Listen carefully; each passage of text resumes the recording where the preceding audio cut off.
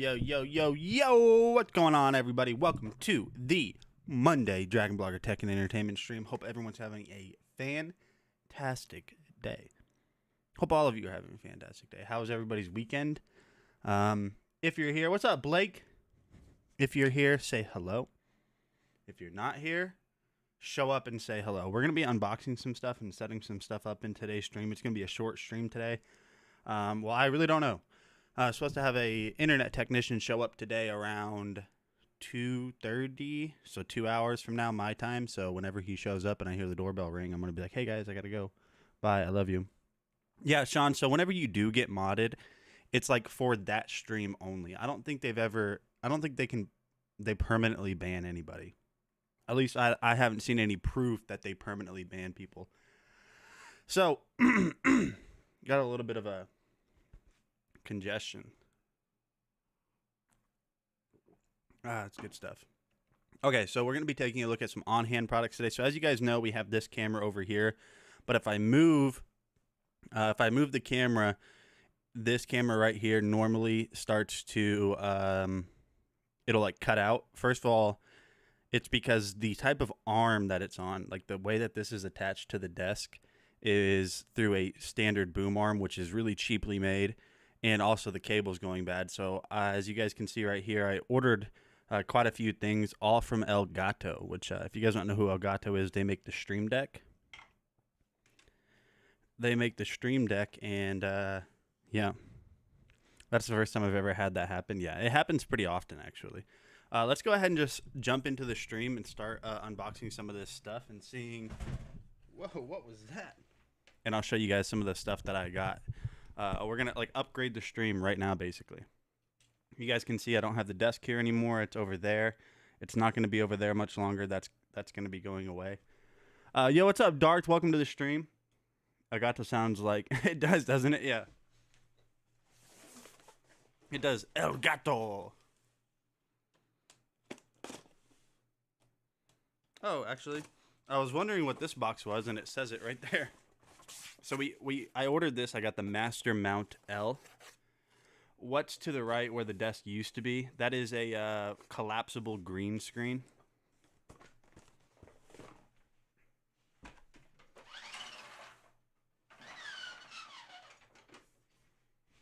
Yeah, collapsible green screen.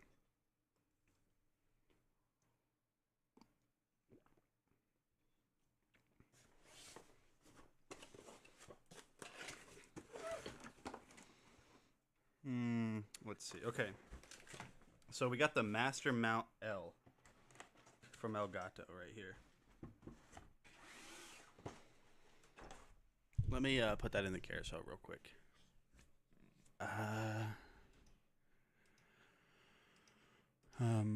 Give me a second. Yeah, I'm going to add it to the carousel. This place is becoming so professional. Is it though?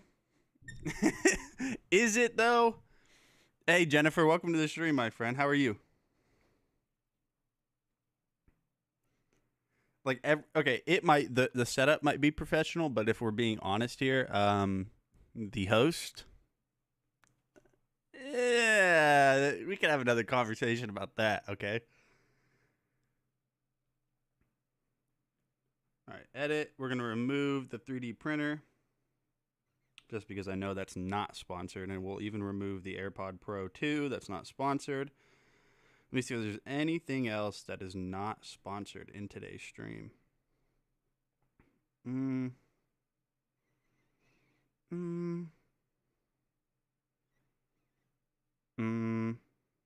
Looks like everything else is kind of sponsored. I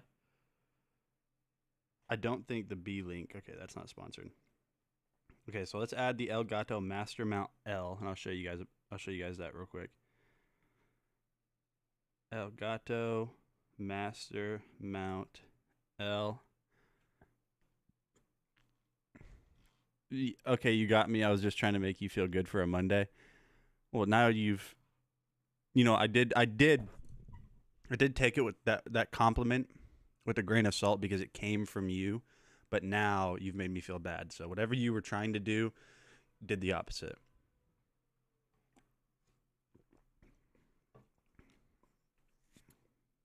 I don't know why I'm on a apple juice kick lately. Apple juice has been fire lately. Okay, we're gonna add this to the stream. We're gonna highlight it. Return to live stream. So what I'm highlighting in the carousel right now is called the Elgato Master Mount L. So the L stands for large because they have the Elgato Master Mount S. And this is it right here.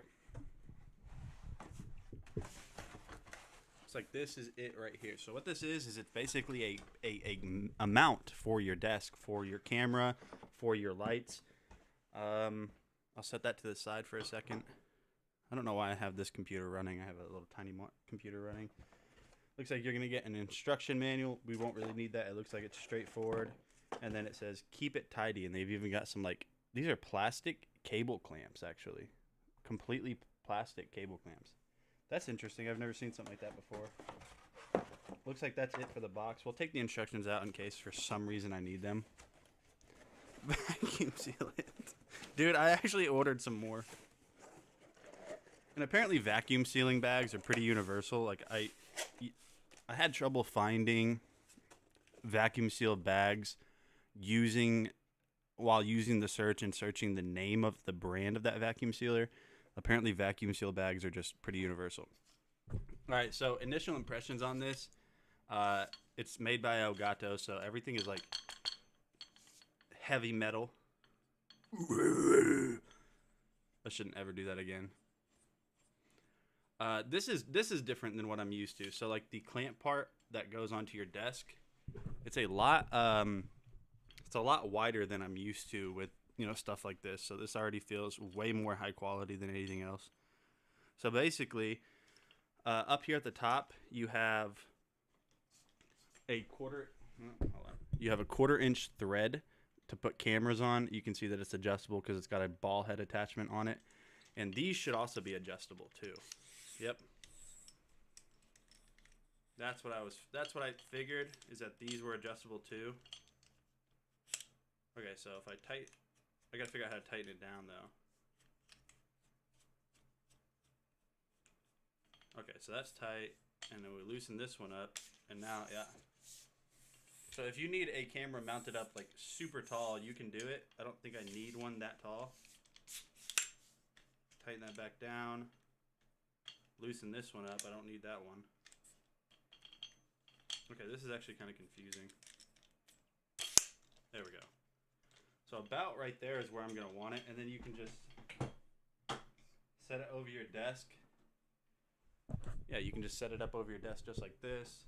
And then tighten it down. I really like the handle that they have on this. A lot of them just come with like tiny little, like kind of movable metal handles. This one works. Yeah, this one works a lot better already. So then we can mount my camera up here. So that's the Elgato Master Mount. And now I should have some other Elgato stuff in here. What's up, Meatface? How's your weekend, man? Blake, are you still here? You said hey. I said hey to you, then you didn't say hey back.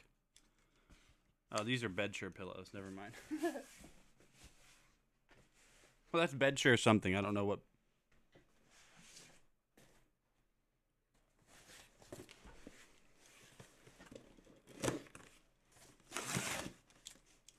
I will seriously never not have one of these ever since you recommended one, Meatface. Ever. I'll never not have one. Oh, wow. We've got a lot of stuff in here. Okay, so we've got DisplayPort cable, mini HDMI cable, Elgato heavy clamp. What does DFC mean?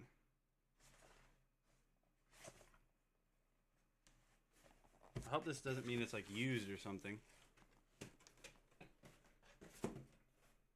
And then we've also got something else Elgato here. I don't remember what it was that I ordered, so let's see. Ah, so this is the flex arm.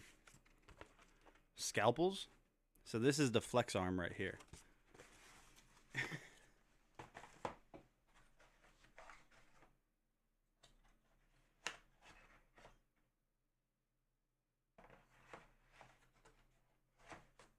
then we have the heavy clamp.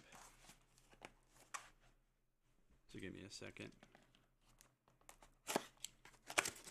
So the heavy clamp is also going to mount to... So this right here is going to be a little bit better for me in terms of how I like my camera angled. I don't have to worry about that. So let me add both of these. So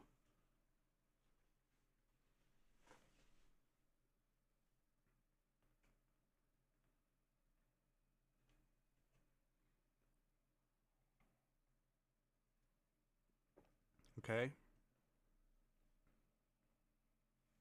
And then we're also going to have the Elgato flex arm.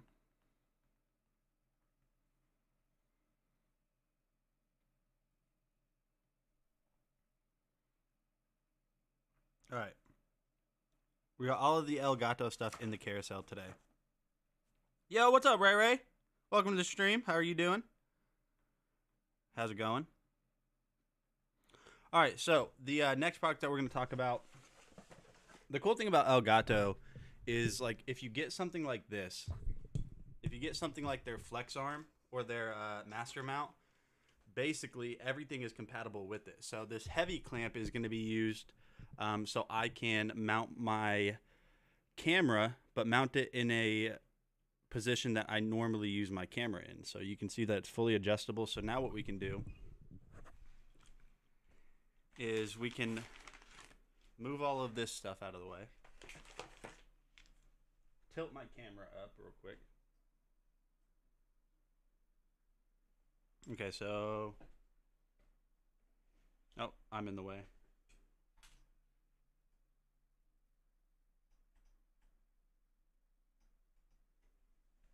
So this heavy clamp, I know that I'm going to want this heavy clamp. Basically, this is going to replace how this camera that you guys are watching me on is mounted.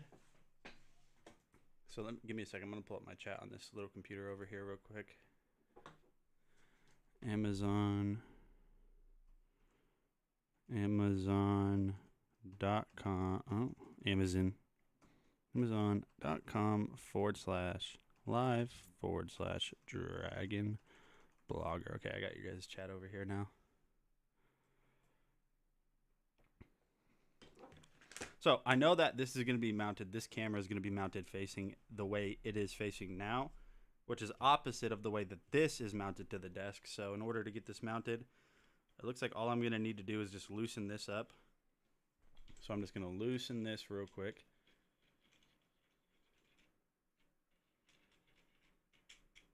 And then now I'm going to clamp this on this part of the desk right here. Now I'm going to clamp it about, let's see, about yay high. So now I'm just going to loosen or tighten this down.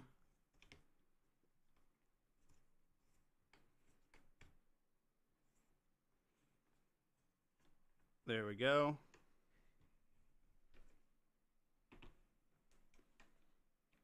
Oh, you know what's cool about this? This even has a 1/4-inch thread on the side over here. Oh, that's really cool. It's got a completely adjustable 1/4-inch thread adapter, so if I want to add even more cameras, I can do that. That's pretty cool. All right, so we got that. We got that part installed. But now we have the flex arm. Now the flex arm is going to act a little bit different than the rest of what we just showed you. So this is the flex arm. Remember, all of this is all compatible. It's all part of their multi-mount system.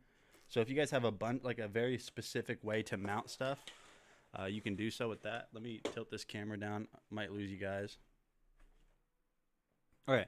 So right here, this ball head is going to be removable. So we'll go ahead and take that off real quick. So you just got to loosen this down. So now I have that right there. So that is a way to mount my camera. We're going to go ahead and toss that to the side. So with the flex arm system, what I can basically do is create an angle. Hold on. With this system, I can create an angle that is going to give me exactly what I need based on how far I need it to go. So to do that, all you got to do is install one of the flex arms that only has a ball head attachment, just like this one. Install it on that part that we just removed.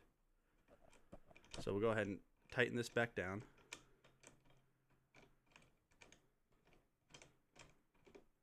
Okay, so with this, I am able to completely adjust the angle that I want this to be at. So I'm actually going to loosen this up a little bit. There we go, tighten it back down. But here's the cool part about this is expandable. This is completely expandable. So if I wanted to install another to make it even longer or go at a specific angle, I can do so just like this.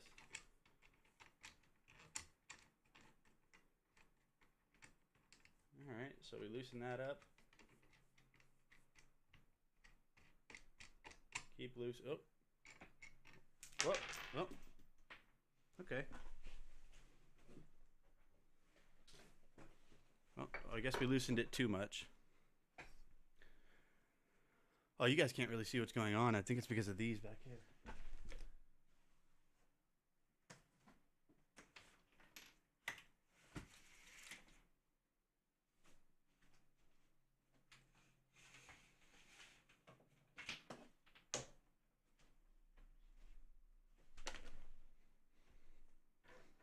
You guys are literally just watching me figure stuff out right now. Where'd that ball head go? Oh, it didn't go anywhere. All right, so they are completely removable, so just be wary of that. Now we've got to get it back to the way it was. So to do so, just tighten that back down a little bit, just like that. And you're going to put it over the edge right here. Just like so. Tighten that back down a little bit. And then you're going to insert your ball head attachment to the other end in order to get that one installed. Can be a little bit tricky. You just kind of have to hold it all together at the same time. Alright, hold on, almost there. I just don't want to drop everything again. There we go, we got the ball head attached. So now we can tighten it back down.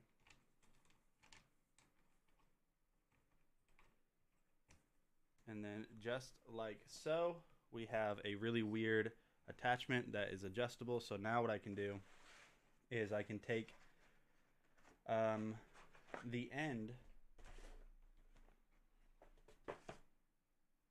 I can take this, put it here, or put it here for my camera attachment, as you guys can see right there.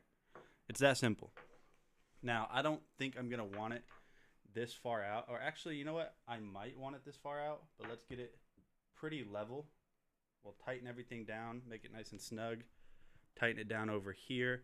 As you can see, it's not going to move. So we have everything set up the way I want it to be set up. I don't even know which two cameras I was going to be using for here. I don't remember which cameras I was going to use for this. But now this camera needs to leave. Yeah, so this camera needs to leave. So what we're going to do is switch back over to this camera so I can unplug this camera. So go ahead and unplug this camera. Completely unplugged. Because right now I have it on an old boom arm, which I'll show you guys what I mean.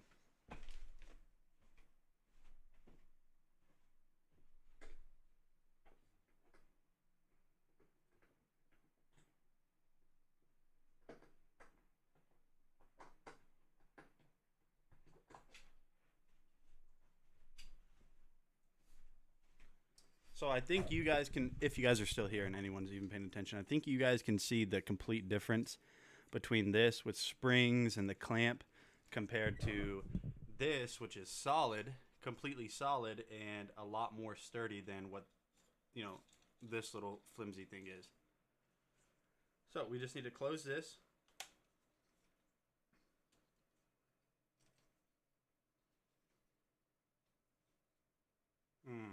Yeah, this is going to be tricky. I forgot I torqued this thing. Yeah, hold on.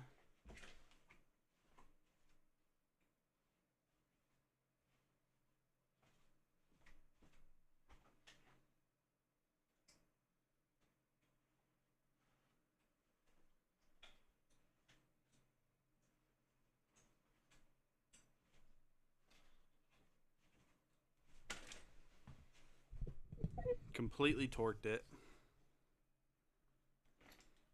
So now what I got to do is I got to hold down this.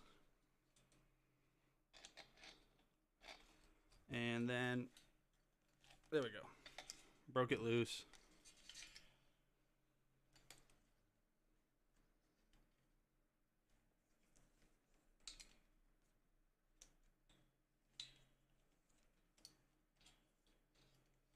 All right, so we're basically just taking this apart.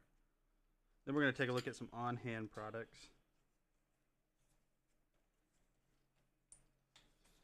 All right, so there we go. We got that completely broke through, or broke free. This thing is worthless now to me. All right, so what we're going to do is we're going to figure out exactly how I want to mount this camera right here on the Elgato Master Mount. So I just highlighted this in the carousel again.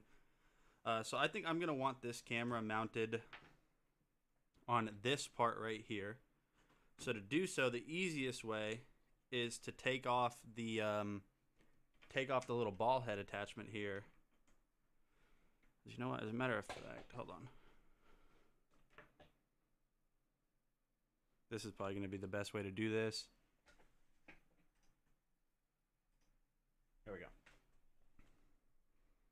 All of the camera setups, or all of the camera angles, all of them. All right, so we're going to take off this ball head attachment right here.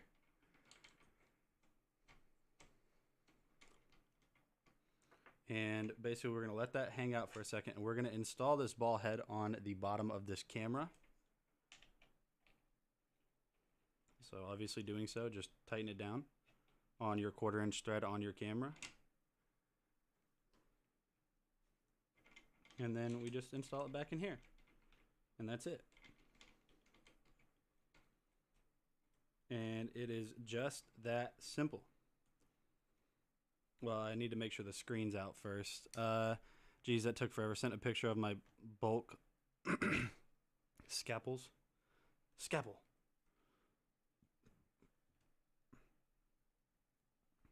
There we go. So now we have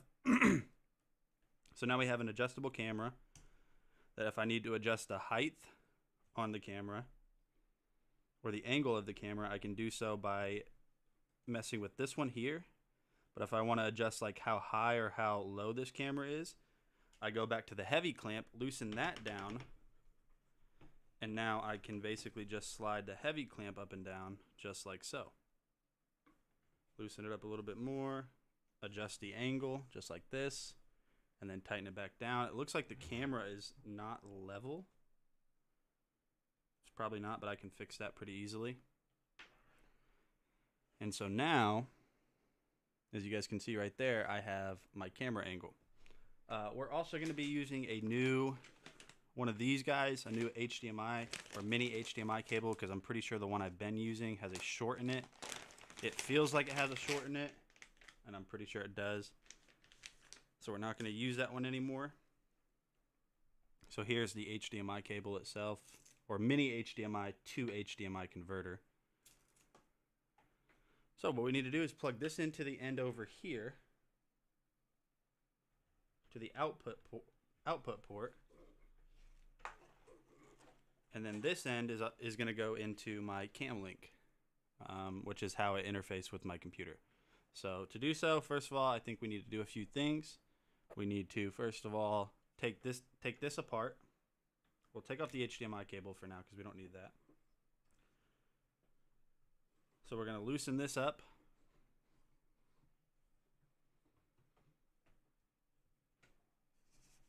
Just like so. And then we're going to turn my camera 180. We're going to turn my camera 180 and show you guys how I'm going to install this.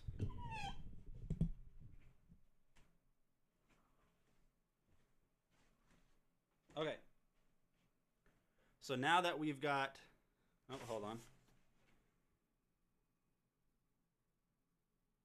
Let's move the box out of the way. So now that we've got this set up the way we want it, we're going to slide it over the desk over here to where it's actually going to be installed, just like so.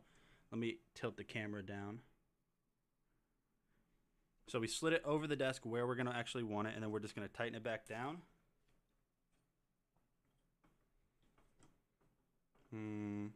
Should be this way.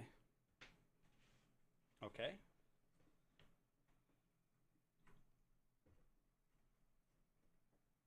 All right, so that's nice and tight. That's snug. That is actually not moving at all. What we're going to do is we're going to give power back to the camera through this dummy battery here. And then we are going to plug in that HDMI cable.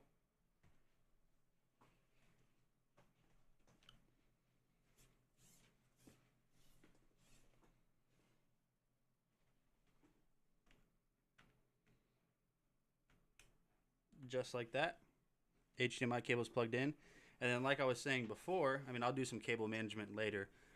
But like I was saying before, this end is going to go into my cam link, which if you guys want to know what that is, it's just a way for your computer or your camera to interface with your computer.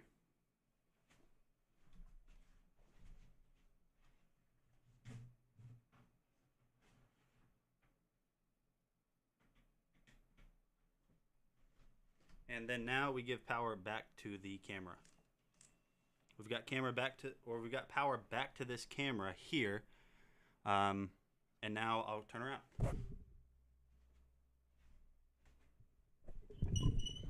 Let me catch up on stream. Where'd I get my sweater? This Nike sweater? Honestly, I can't remember. I cannot remember. So let's go ahead and let's get this camera, the one I just set back up. Let's get that set back up to the way it was before.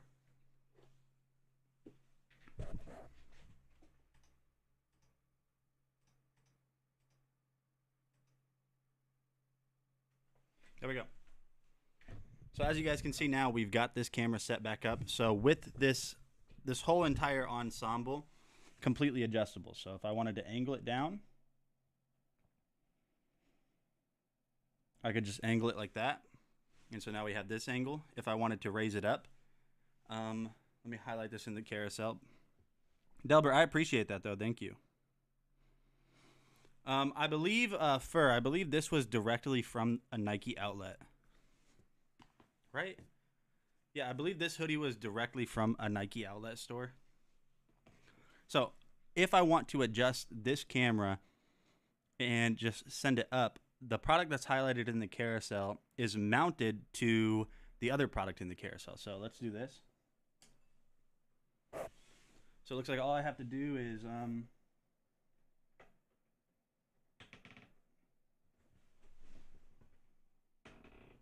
simply loosen this, and now I can slide it up.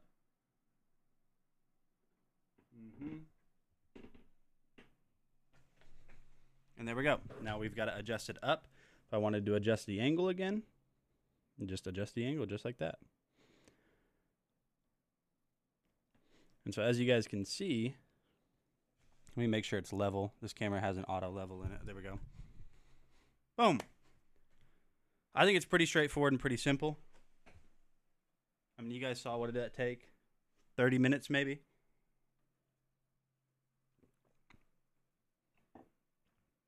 Probably took 25 minutes explaining it to you guys.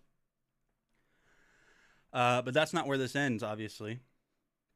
We've still got the overhead camera that we can adjust and, mess with. So I think in order to use the overhead camera, we're going to use this camera right here, which is how I was showing you guys how to install this. So I think we're going to use this camera, unplug it, and now what we're going to do is, you guys remember that flex arm where I had multiple attachments? I'll highlight that in the carousel real quick. Now what we can do is, you guys can kind of see in the bottom right corner of your screen what I'm doing. Is the hole still in the wall? Yeah. Yeah, it is. Why do you think it's why do you think that right there is at a specific angle? Because look, if I switch back over here, that's at a perfect angle to where you guys cannot see the hole in the wall. But what's your idea, man?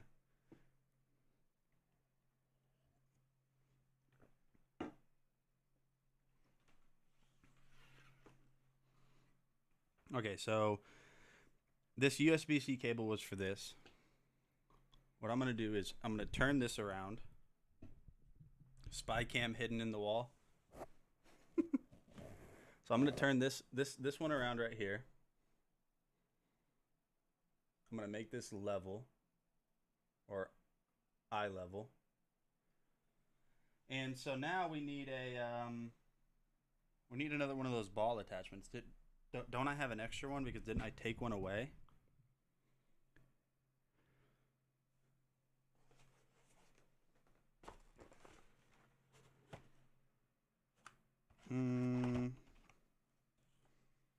Oh, I might have not done enough research and thought about what I needed.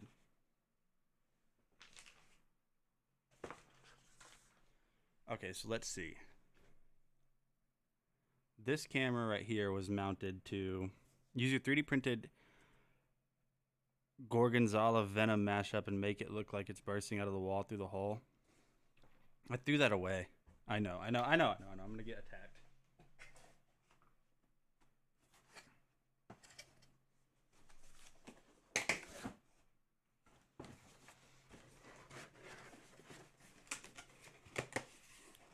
I think I had a severe lapse in judgment. So I don't know if you guys can see this, but there is this, let me see if I can just show you. No, you guys can't see it. Severe lapse in judgment. The reason I say that is because in order to mount this camera, which takes a 1/4-inch thread, for it to be compatible here with this flex arm, I need to have a ball head attachment with the 1/4-inch thread on the other side. It looks like the Master Mount L, it came with one. I'm already using it for the... No, I should have two, right? I should have two. I think the Master Mount L came with one. And then so did the heavy clamp, right? Ah! It did. I just dropped it. All right, so what we'll do is we'll just tighten this down on here. Tighten this down right here.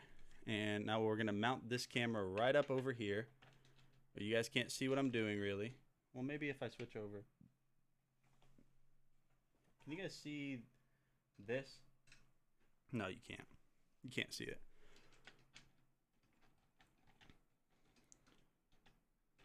Okay.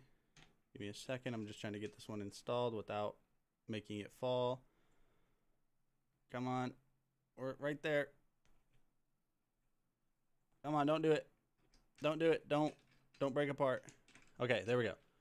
Now we tighten this back down. This might actually be too far. Oh yeah, it's definitely going to be too far. All right, so what we need to do is completely kind of reset here for a second. What we need to do is completely reset. Okay, so the flex arm that we're using right now, when it comes to rigging photos and video stuff, you can never have enough ball heads, connectors, etc. You're not wrong. Maybe I should just order some extra. But you got, Sean, I know you've been around for a couple months, but my stream ever since the beginning, I think you were here when we talked about it, you know, a week ago. Or like I showed like my beginning streams. It's like always evolving. So actually you're right. Probably having more of these and connectors and stuff like that is going to be beneficial. But let me take this one off real quick.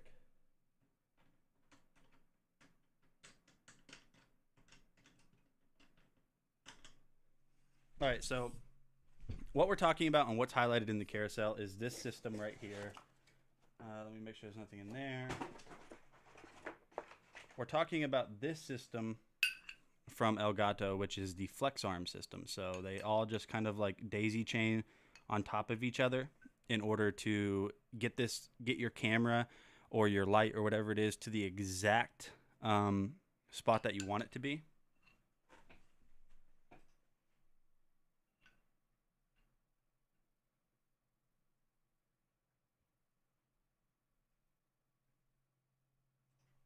Okay. So sometimes, yeah, you're right though, Sean. Sometimes these ball heads, they just like dependent on the brand, in my opinion, they just start to wear out over time, or the actual like clamping mechanism. But if I can say one good thing, so Elgato is very popular whenever it comes to a lot of stuff. So cameras, microphones, their stream lights, like I can automatically turn on and off that stream light that you guys can't see. You guys can kind of see it turning on and off. Elgato makes very high quality stuff. I mean, like, these are all metal construction. The hardware on this feels good. Nothing is plastic. Like, there's not a single piece of plastic on here. Oh no, even the little hand screw right here is metal too. So that's one good thing. So hopefully this holds up well over time. Now I have had their key light, the one that I was turning on and off, this one over here. I have had that for 3 years. Not one issue ever. They're still giving it firmware updates, which obviously with stuff like this you can't. All right, so what we need to do is I'm trying to figure out exactly how far I need to have this coming from where you guys are at towards me for an overhead camera. So in order to do that, I'm just going to kind of give it an eyeball estimate. So this one's pretty long. I know I'm going to keep this part of the extension. This is going to go on the base. But this second piece is too long, so we're going to go with the shorter one of these. Small rig, yeah. Small rig does make really nice stuff. I used to have, when I was filming car commercials, I used to film car commercials back in like 2017. I had some small rig equipment. I can't remember exactly what. But yeah, no, they do make good stuff. Okay, so I think what we're going to do is instead of using this one right here, instead of using this one, we're going to use a shorter one. So this should be pretty straightforward. All I should have to do is just click that one in there. It can be a little bit tricky. Just tighten it down. We'll do fine adjustments after I get this main part installed back on the master mount. But what do you guys think about like this entire system so far? Not my setup. What do you guys think about the system? It's pretty. Help me think of a word, Sean. Versatile. It's pretty versatile because like you can see that you have full range and adjustment, like, and you can get everything set up exactly how you want it to. So now that we've got this here, what I'm gonna do is take this ball joint and connect it at the. See, the lighting is messing with this camera right now. If I go this way, it'll probably lose focus. So now I'm gonna take that camera right there. What's up, Donald? Welcome to the stream, man. Appreciate you following again. Yo, Donald, do you like unfollow after every stream? You follow every stream. I mean, I appreciate it, obviously. But Donald's out here unfollowing and following. Versatile. I don't know. What's the right word? Versatile? Versatile. I say versatile. How do you guys say caramel? Do you say caramel? Do you say, okay, number one, put 1 in the chat if you say caramel, or 2 if you say caramel. I say caramel. All right, so now that we've got this kind of in like that. Yeah, me too. Caramel, yeah. If you say caramel, okay, how do you guys say this? Because apparently I say it wrong.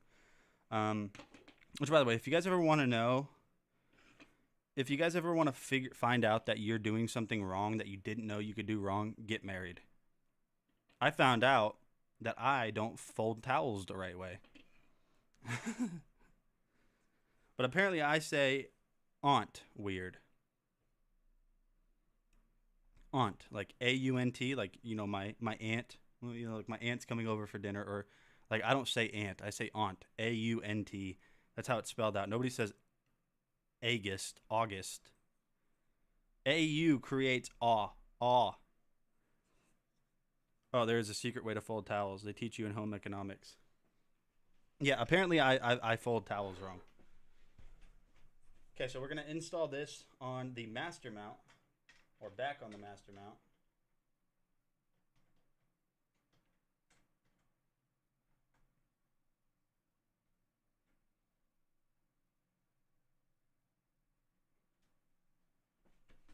And so now that this camera up here is plugged in, what I should be able to do is or now that it's installed, I should be able to just plug it back in.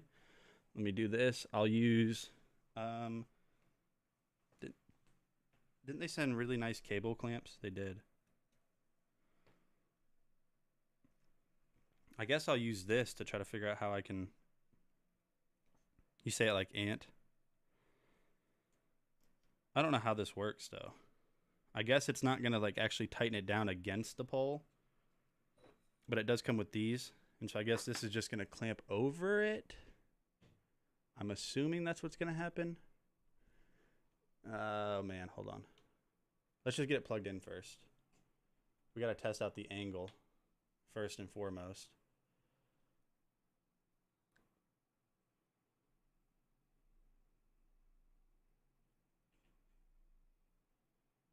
Okay. So we've now got the camera that is going to be up installed. So what we need to do is very quickly just switch over to that camera scene so we can see what it sees, and then we'll adjust it. And then we will adjust it. So we'll go here real quick, switch it over to studio mode so you guys can't see me fibbing with this. We'll deactivate it and activate it again. Should pop back up. Okay. So now you guys are going to see, I'm going to switch over. So this is the camera that we're going to use as the overhead cam. You can obviously see that it's all, you guys are watching at a really weird angle. But now all we need to do is simply just rotate it to where it's pointing straight down. Just like so. I think that's pointing straight down. So it's a little bit, there we go. We can adjust the angle here. I can add another camera right here. So if I wanted to go video capture device, or if I wanted to add like where you guys can see me at the same time. So like here's my overhead cam. So bada boom, bada bang, got the overhead cam set up, looks great. Now if I wanted to switch it over to where you can see me, I'll just go with main cam. Actually, I'll go with overhead cam since it's that one over there.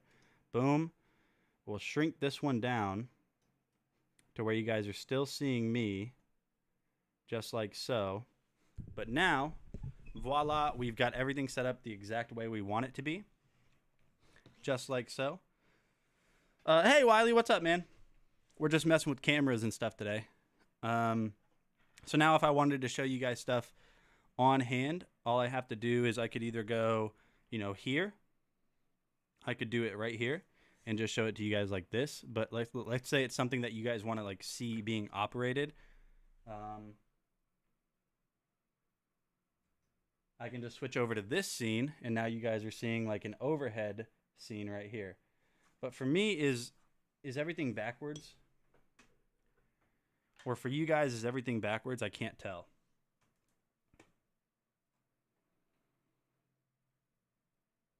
What's the little switchboard thing you have here? Oh, okay. So Delbert, this is also, well, actually that's, yeah, the internet technician is, he's not even showing up to do it.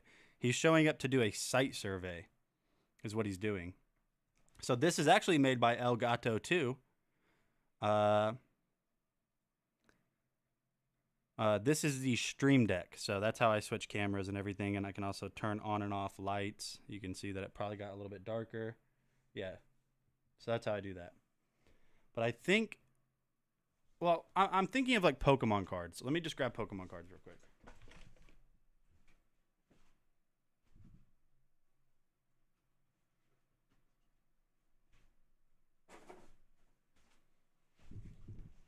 Like, I'm not only going to be using this for Pokemon cards. Like, I'm not only going to be using this setup for Pokemon cards. Yo, Alex, you might actually like some of this stuff, dude. We're talking about a bunch of, like, I just got these in today. Like, just now at the beginning of the stream, so we set it all up. Like, there's a bunch of stuff. The last 3 products in the carousel are all camera stuff. So we have, like, the Elgato Flex Arm system, which is, like, fully expandable, extendable. We've got the master mount and the heavy clamp. But let me... There we go. So Okay, so no, this does need to be rotated 180 degrees. Okay, so let me do that. There. Now you guys are seeing what I want you to see. Now I need some more lighting here. And also the camera angle needs to be adjusted quite a bit. So I'm going to get some more lighting here. Hey, no, you're good, man. I was just I know you know you deal with camera stuff too, but like yeah, there we go. So just I'll get some more lighting or maybe even install my other ZV-1 overhead just because it's a better overhead camera. Or actually, you know what I might do is I might switch this camera right here that you guys are looking at. I might switch this camera up here with the camera you guys see my face on. Because I don't really care if this camera here is that good or this camera here. No, hold on. I don't care if this camera here is phenomenal. I want the camera above to be phenomenal. I do have one other ZV-1, but I don't know if I want to use it. I don't want to have like a ZV-1 over there, a ZV-1 above, and a ZV-1 here. So you used the flex arm and you used a master mount. Yeah. Are you using the master mount mounted to your desk, or are you using the heavy base? But how does that look? Hold on.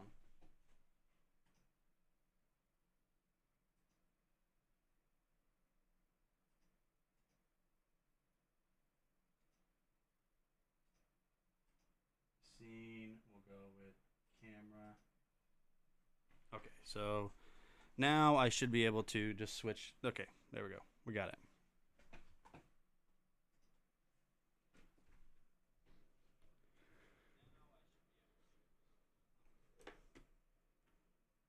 Okay, and I think we're good.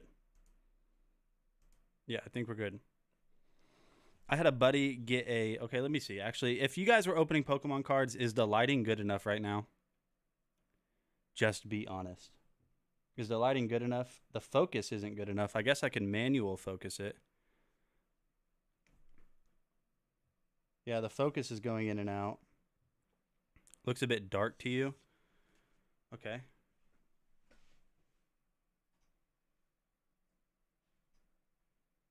Image.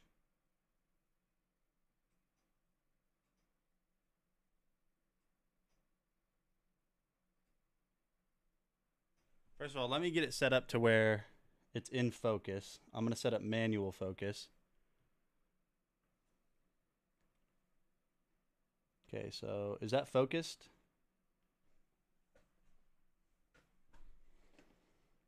Okay, is that focused? I can't tell. Where is this mouse at? Where is the mouse? Am I losing my mind? I think my mouse just died.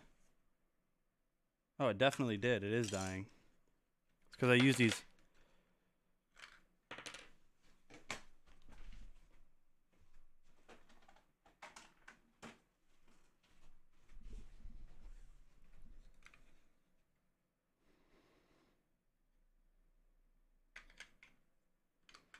Should we speed reload this? Yeah, let's speed reload it. Let's do a little speed reload.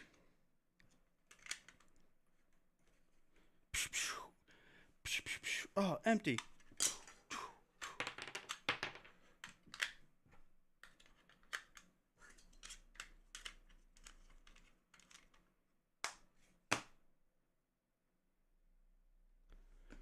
There are many mouses, but this is my mouse, sir. This is my mouse. There are many like it, but this is my mouse. Too slow. Okay, Delbert.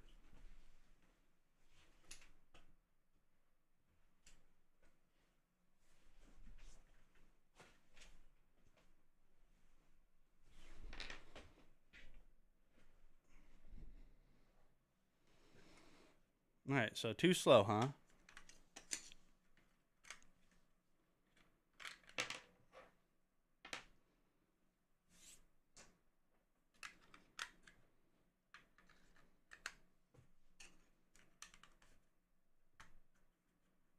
Okay. Oh no.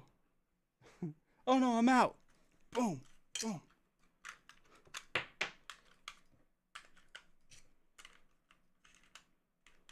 No! I didn't push that one all... Okay, one more time. I gotta find it. Hello, battery.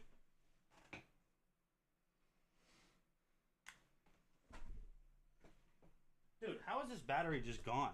Where did it go? Okay, I got it. Secure that mouse, soldier. All right, hold on. Last try for Rizzles this time. Boom, boom. Okay, let's get him set up. Last try. Here is the perfect mouse battery reload. Okay, ready? Oh no, I'm out.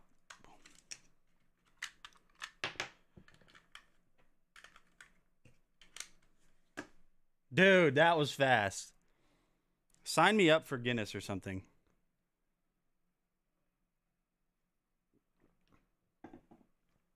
Somebody send Guinness over here. Don't point that mouse at me unless you're unless you're prepared to click. This is my mouse, sir. Okay. Now that I have my mouse back, let's adjust the focus. I do need you guys' help. I actually do need you to tell me when this is in focus. Okay. So tell me when this is in focus. Well, let me... What is going on with my mouse? Hey. Is it too far away? Oh, there's a range. That's why. It probably wasn't out of battery. Okay. So... Is that focused? I can't see that far.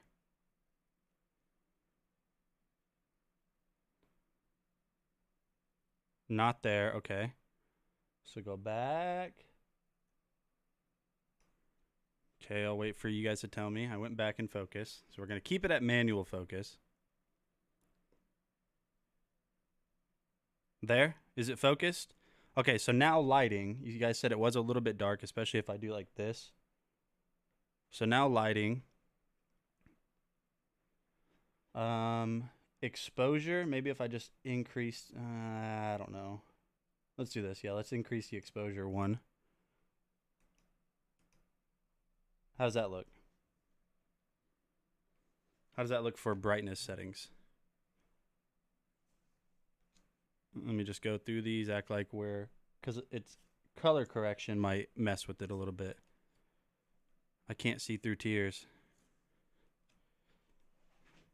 Okay. I'm just going through these, acting like I'm doing this, even though we don't really open Pokemon cards anymore. It's just the autofocus on this camera is not that great. I mean, it's a great camera. Oh. Oh. Oh. So we're nice and focused then? Okay, cool. What do you guys think? And I need your honest opinion. Should I have it to where this camera, which is a really good camera, should I have this camera here? Should I have this one pointing down for better overhead shots and have this camera here be the face cam, or vice versa? Which one? There's a hot spot on the screen where your picture-in-picture and keyboard are at. It's like there's no lighting on the right side. No, hold on. Like over here? Yeah, it's because of the light source that I'm using isn't that great. I mean, I do have this light here. Hold on, let me... I do have this light source.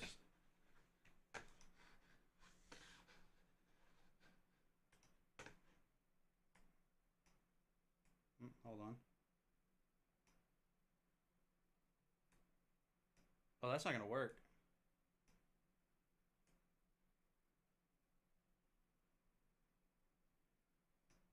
Oh my gosh. Whoa. Whoa.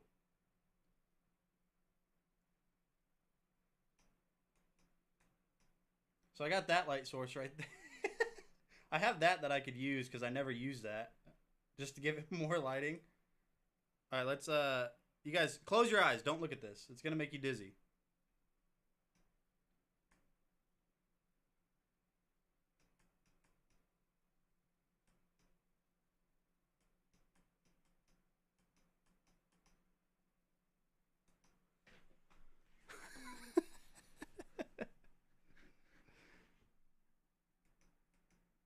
You know, I might honestly not even. I might never use this camera angle again. Like, I mean, I might use it sometimes, but I think I like doing this right here as the main setup. I don't know why. I just do. It makes it to where I don't have to like mess with like the actual computer setup and the keyboard and move stuff around for an overhead cam. I might just keep using this. But yeah, Delbert, I don't know if you're still here. Like I was saying, this is the Stream Deck. This is the MK2, so this one makes it completely removable. Like the faceplate is completely removable, so I can customize this how I want. I can obviously switch between cameras just by pressing on the button. So if I wanted to like switch over to this camera, I have it set up for this button. If I wanted to switch over to just this camera in front of me, I could do so by hitting this button right here. And now you guys are here. If I want to go back, I can just go back. So there we go. But with that being said, let's go ahead and let's talk about some awesome products that we have in the carousel today. Give me a second. So the first product we're going to talk about is So Seamless. I know. Well, I answered earlier, but I didn't really like talk about it.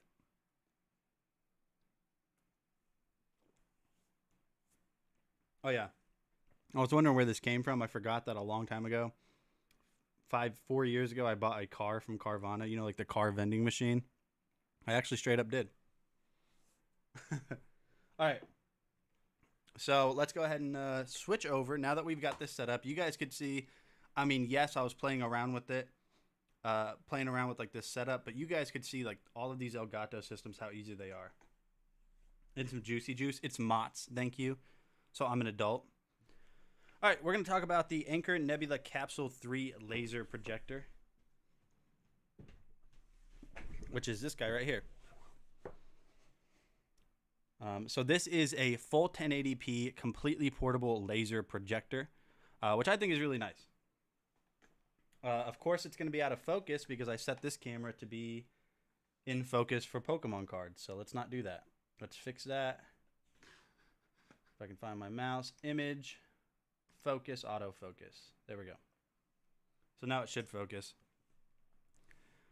Okay, so on the inside, you are going to have this little welcome area. You're going to have this little welcome area. Let me get rid of this. I don't think this is necessary anymore.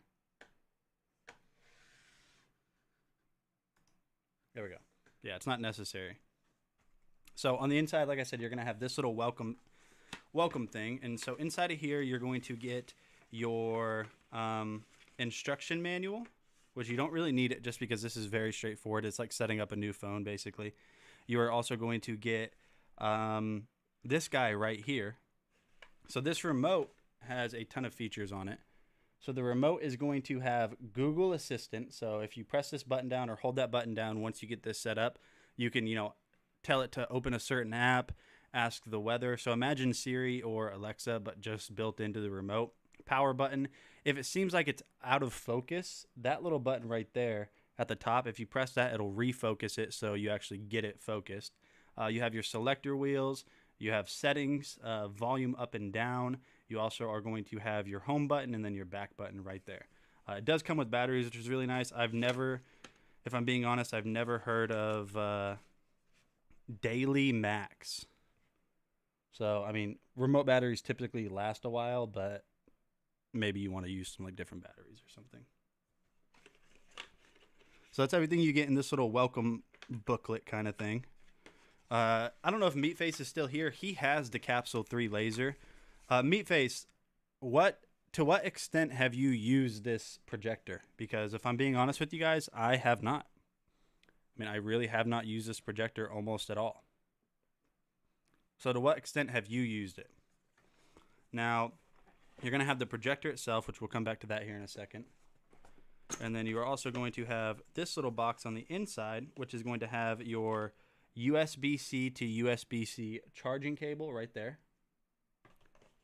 I don't know if this box does anything. You're going to have your charging brick right there, so USB-C. And then you have whatever this is. Maybe there's nothing else in here. No, that's just a divider. So yeah, there's your charging stuff right there. All high quality, just like to expect from Anker. And then, of course, you're going to have the projector itself. Now, I'll give you guys some general specs on this projector. It is going to run on Android 11. It's going to have Android 11 operating system built directly into it. It is going to have autofocus and auto keystone right down there at the bottom. So when you set this up and you're moving it around, let's say I'm casting it at a wall now and I move it over here, or move it back or move it closer, it's going to automatically correct the image to look as best as possible. It is full 1080p, 4K supported. So if you plug in something into the HDMI port on the back and it is native 4K, you don't really have to worry about that. You don't have to worry about it being incompatible. It will turn it down. It will automatically adjust. I'm trying to think of the word. Yeah, so if you plug in something 4K, even though this is 1080p, it'll basically downscale the video. So it is completely 1080p. So you can plug in your PlayStation, Xbox, whatever it is that's HDMI. Here's your Type-C charging port. And then you're going to have an auxiliary port right here to plug this, or to really get this plugged into like maybe a better sound system. Now, the speakers on this don't sound bad at all. But I would recommend using a better sound system, especially if you're watching a movie or sports or something. If there's a bunch of people talking, they might not be able to hear what's going on. Go ahead and grab this little cloth and wipe the lens off. So you do have a 1/4-inch thread right here at the bottom. You do have that. So if you do want to get this set up to be on a tripod, a wall mount, you do have that option. It does have a little rubber pad here, so if you're moving around and the desk shakes or something, oh, you can see that the camera doesn't shake on this. Because the master mount that we talked about earlier, on top you have controls in case you lose that remote that I showed you guys earlier. This has a 14,500 milliamp battery, so you do not have to use this. You don't have to have this plugged in, which is really cool in my opinion. You don't have to have it plugged in order to be able to use it. You can just put it in your pocket if you wanted to. Delbert said that dang, they make them small nowadays. Yeah, they do. I mean, look at the form factor of this thing. I think it's so cool that you're able to just literally put this in your pocket, put it in a backpack. It's completely portable. 1080p. The lumens on this, I can't remember. I want to say it's 900 ANSI lumens. Let me see real quick.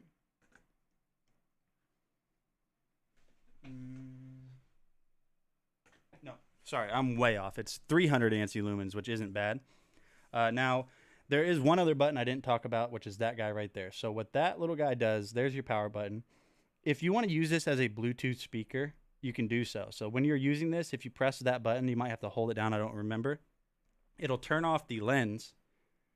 It'll turn off the projector and keep it the speakers on so you can pair it with your phone and use it as a Bluetooth speaker. So let's go ahead and power this up if it is powered. If not, plug it in. Is it powered? Don't think it is. Let's plug it in.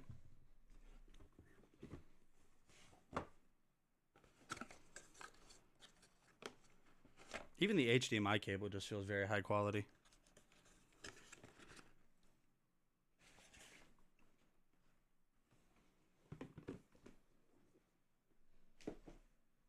Okay, I hate twist ties with a passion that burns deep down in my soul. I hate twist ties. They are the bane of my existence. All right, so like I said, it is cool that it charges it with USB-C because it's a lot quicker than like the 12-volt adapters that you normally get. All right, so let's see if we get any indicator that it is charging. We do. So right there on the back, you can see that the power button lit up red.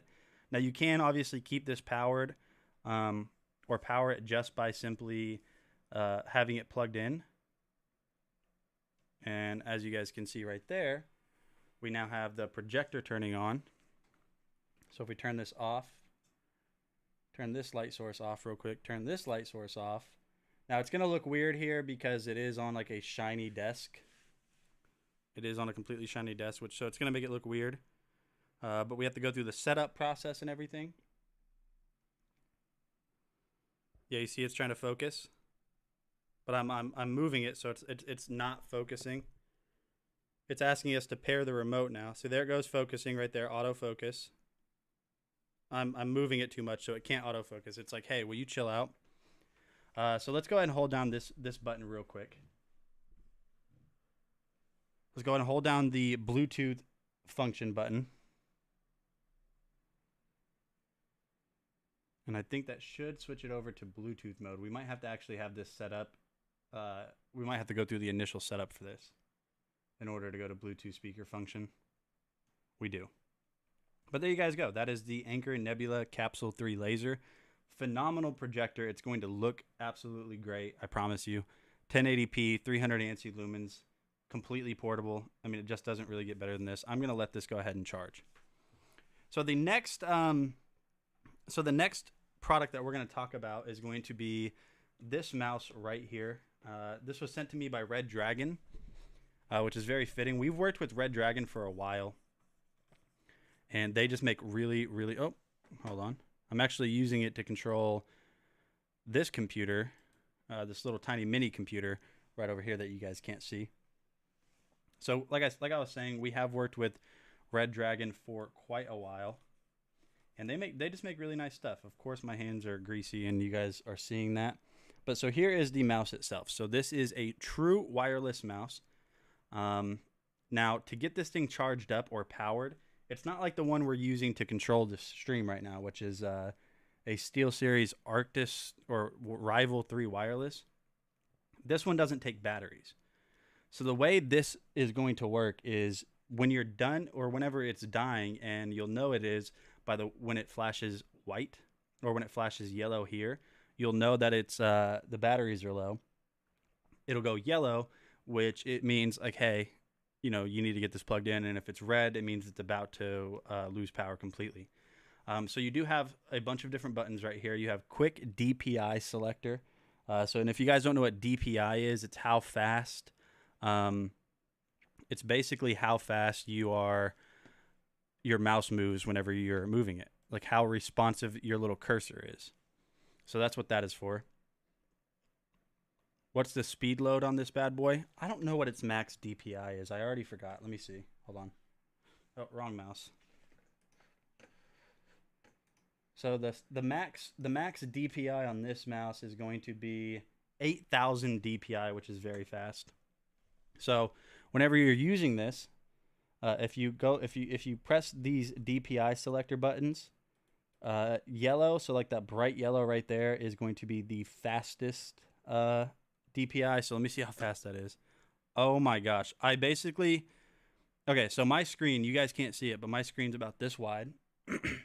You guys can picture how small the cursor is. If I move it like this, if I move it just like this, it's all the way across the screen. So 8,000 DPI is a lot. You can go all the way down, red being the lowest DPI, and now my mouse is moving incredibly slow. So I think I like it about mid-range, roughly. You do have programmable buttons over here on the side. So if you guys do want this to have, like maybe you have a certain game that you want to do specific motions with, you can do so right there. And then you even have a rapid fire button here, which I have not tested out. So I don't really know what that rapid fire button does. I think it just auto clicks. Yeah, I think this rapid fire button just auto clicks.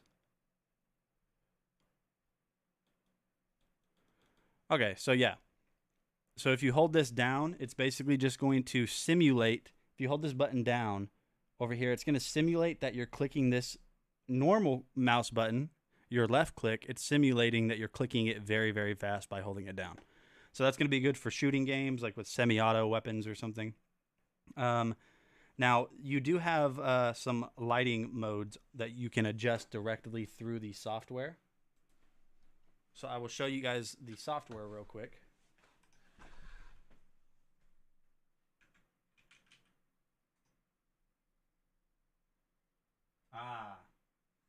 I can't show you the software because this mouse is being controlled by this little computer over here. But you can completely adjust this. This is a great gaming mouse.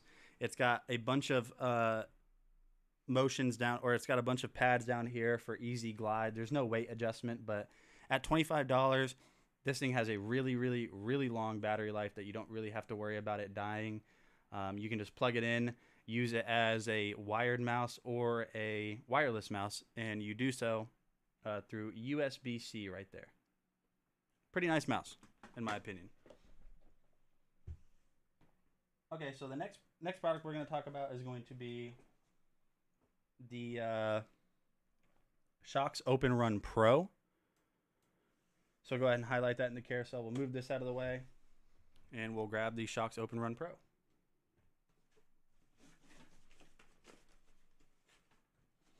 Now, the one that you guys see in the carousel is specifically the Shox Open Run Pro Mini, which is the same as the Pro, except it's a little bit different. They just have a smaller headband. So to show you guys what I mean, I'll just show you guys both of the Open Run Pro and the Open Run Pro Mini. I'll just show you guys both of them real quick. Let's hide some of these cables. Let's get some of this stuff out of the way. So here we go. So Shox makes bone conduction headphones, which if you guys are unfamiliar with what bone conduction headphones are, they don't use speakers. They use bone conduction technology to make it to where you hear it through vibrations instead of speakers, which is really cool. So here's the Open Run Pro. We'll go ahead and take a look at these. Now, both of these are going to have the same exact specs. They're going to have the same exact sound quality, battery life, and all that, except the Open Run Pro Mini is just a little bit smaller. So here is the Open Run Pro. Go ahead and set this box to the side for a second. Maybe. And then here's the Open Run Pro Mini. So the specs on the Open Run Pro or Open Run Pro Mini, it doesn't really matter. You're going to get a 2-year warranty on these. They're going to have the Shox Turbo Pitch technology for enhanced bass built into them. You're going to get a titanium frame. So the framing that is underneath, like the cover and the silicone and all that, they're all going to be completely titanium. So they're strong and lightweight. 10-hour battery life on this. Quick charge. So if these are completely dead and you need them really quickly, if you charge them for just 5 minutes, you'll get up to 2 hours of voice and music playback time. They're IP55 water resistant. So if it starts to rain or you're sweating really bad, you don't have to worry about them getting damaged. And then the microphones that are on them, which I'll show you guys here in a second, are noise canceling, and there's 2 of them. So if you're on a voice call or something, the people are going to hear you. Even if you're running on a bike ride or something, they're going to hear you because of those noise canceling microphones, and they're not going to hear a bunch of background noise or wind noise, which is nice. So, like I was saying, they're basically the same exact headphones, except the Shox Open Run Pro Mini is just a little bit smaller. So maybe this would be better for, maybe you guys have small heads or something, or for kids, teenagers. So let's go ahead and show you guys the difference. So we have these both in beige. Now they do come in different colors. I believe the standard size Open Run Pro comes with 4 different colors. These come in 2. They come in black and beige. So just taking a look at the overall design, you guys can see very simple, very straightforward. You have Shox open. You have the Shox right there. On the bottom, you have your volume up and volume down button. The volume up button is going to be your power button as well. There's your charger port right over there on the side. It does come with a charger. And then you're going to have a multi-function button right here. And what that button is going to allow you to do is answer phone calls, hang up phone calls, play, pause your music. If you have like Siri or Google Assistant, you can hold that button down and it'll activate, that voice assistant. And then here are your dual noise canceling microphones right down there. So, like I said, your voice is going to be picked up and sound really good. So you guys can see the difference between the Shox Open Run Pro Mini and the Shox Open Run Pro. Let me try to get these lined up. The band on the Open Run Pro Standard is larger, and then the Open Run Pro Mini is a little bit shorter, so better. But like they both fit me perfectly fine. Like if I switch over here, here's the standard Open Run Pro. These are also not going to fall off because they go around your ears and they have that neck band. These, I have a little bit of give right here. You guys can see a little bit of give. And then these, I have less give, but they still fit just fine. And I have a huge head too, by the way. You can still see I have like even less give there. But overall, very straightforward, very simple products. I really like that you do get this little carrying case with it too. So when you're done, you can put your charging cable in here. Just close this back up and you're good to go. And they sound good too. I'm not going to lie, you do lose a little bit of audio fidelity from the Open Run Pros or from bone conduction headphones in general. But it's still perfectly fine. Like I've tested in-ear headphones that don't sound as good. I've tested in-ear headphones that sound better. I have no complaints over the sound quality on bone conduction headphones at all. Let's hope I'm putting the right ones back.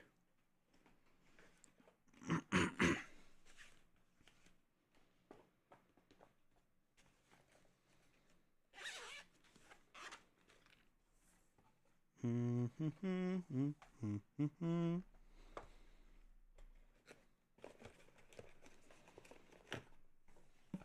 I think we're almost done. So if you guys have any questions on can other people around you hear what you are playing? No, they can't. If you turn them up all the way and they get close to you, maybe, but not really. And even you don't really hear them until they're sitting on your head. So they sit kind of like right here on both sides of your head. They sit around here. Even you don't really hear them until they're touching right here because they conduct vibrations that your brain, I mean, that's what sound is even if it's through a speaker, sound is just a vibration that you interpret as sound. But these directly bypass the ears, so you can still hear everything going on around you, which is a selling point I didn't even really mention. You still hear everything because your ears aren't covered. And you can't quote me on this, but there have been reports that people that have hearing loss in their ears can hear while using bone conduction headphones or hear music because it's bypassing the part of your ear that is damaged when you have hearing loss. It's bypassing that, which is really cool. So yeah, there you guys go. The Open Run Pro, if you guys do want bone conduction headphones, it comes in the mini version or the standard version. Same specs, great headphones. They make a bunch of different ones too. They make cheaper ones. They even make more expensive ones that have like intercom systems, like an actual like legit microphone that kind of like folds down. All Bluetooth. They're great. I think you guys would really like them.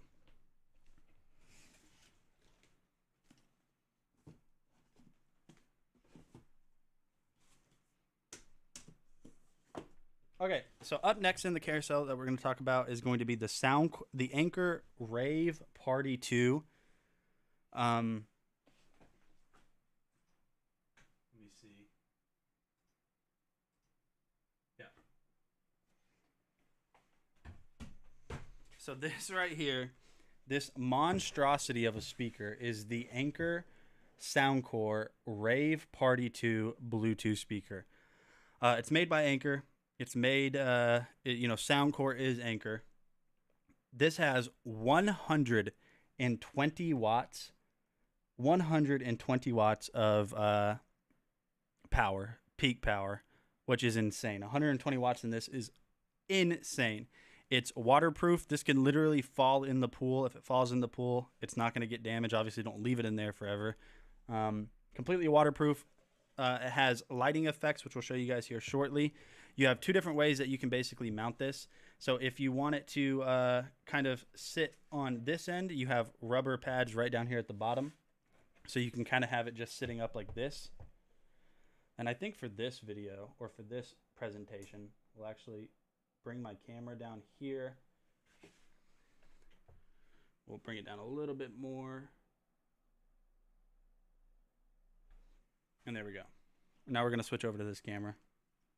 So you can have it sitting up like this with these pads at the bottom, or if you want to do this, you can also have it because it has rubber pads at the bottom. So you've got your legitimate sub built into this, so it has crazy bass. Why? Crazy bass on this. I actually haven't turned this thing up all the way. I'm scared to. I need to do it one of these days when like my wife has like my daughter over at the over at my in-laws or something. Now this back here is where you charge everything. So let me switch back over to this camera because you guys got to see this. This is pretty cool. So if you have this plugged in to something that's auxiliary port or microphone, so you have like your 6mm or 6.5mm microphone port, so you can use this as a PA system if you want to. You can control the reverb, which is basically echo, and you can control the volume of that too. You can even adjust the gain with a Phillips head or a flathead screwdriver right there. You have USB-A because you can charge devices from this, and you have an auxiliary port and then your power port right there. Just close this down, and that is going to be your weather seal.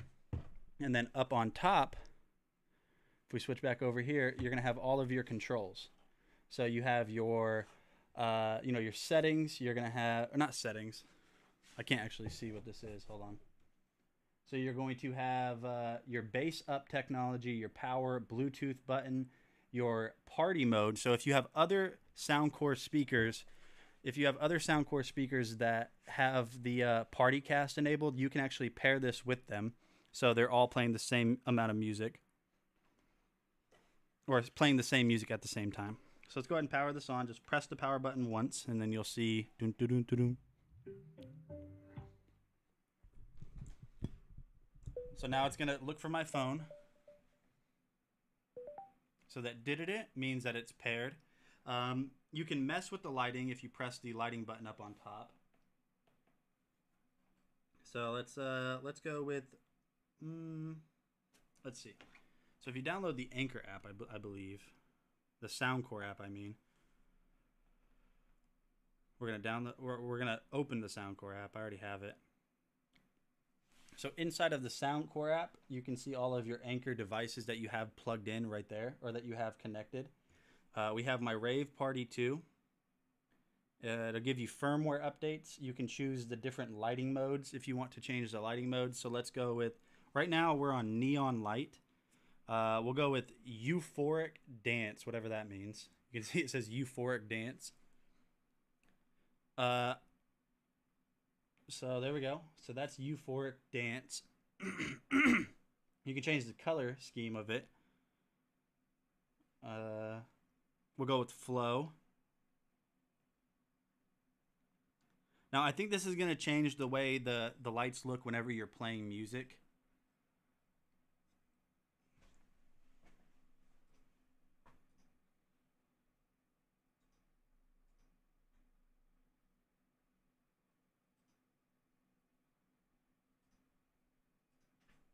So this is available from a third party at $229, which is the price if Anchor. It looks like it's out of stock directly from Anchor at Amazon, but you can buy it third party for $229. That's expensive. Don't get me wrong for a Bluetooth speaker, but this thing is crazy, crazy, crazy loud. So you can also turn on inside of the settings. You can do different types of equalizers. You can turn the bass up technology on. You can do party cast. And for some reason, it has a game built into it, too, in the app called Truth or Dare. So let's spin the wheel. I didn't know that. Oh, look. Well, that's cool. Player 2. Truth or Dare. Okay, so then there you go. So you do have party games. Maybe there's other party games. Oh, no, you can edit the players. They have different types of party games. Spin the bottle. Truth or Dare, or categories. That's weird. But we're not going to play Truth or Dare right now. Control the lights and add sound effects. So you can customize the lights exactly how you want them and add different sound effects. That's pretty wild. Oh, it's got like a little built-in DJ in the Soundcore app. But let's play some music now. I'm going to make sure my volume is turned down. Okay.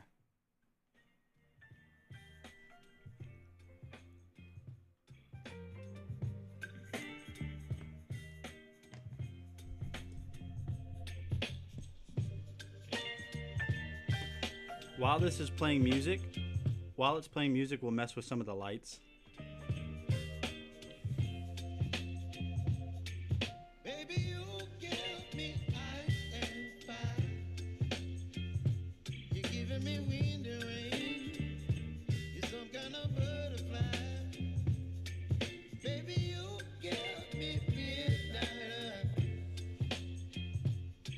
up my appetite. Don't leave me here high and dry. Oh, well, I don't wanna jinx it, baby, and twist myself at the spine. Don't wanna overthink it, baby. It's just twist your body, your mind. Baby, you give me ice and fire. You're giving me wind. So the craziest thing is, I don't know if you guys are listening to this. You should work on an Incredibox beat to play on that. Okay, let me see if I have Incredibox on my phone. I do have Incredibox on my phone, so we'll do that. Nope.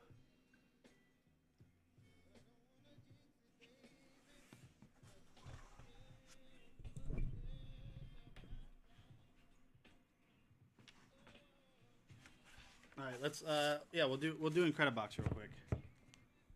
So to do so, what we're going to do is just simply put this like this. Switch over to this camera, and then we'll and then we'll play some Incredibox. So let's pause this music.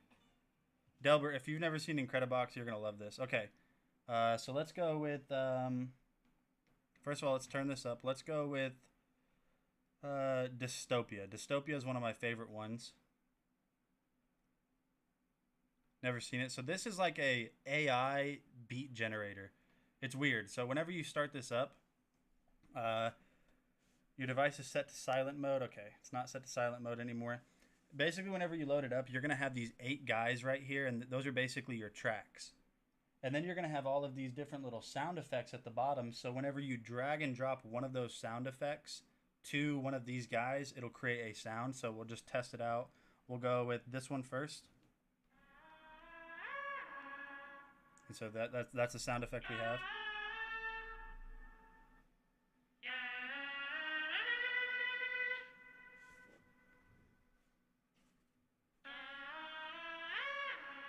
So there we go. That's what we've got so far.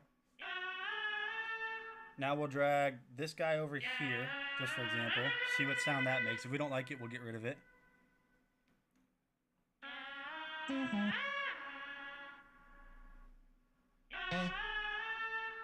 Okay. I don't like that. We'll go with here.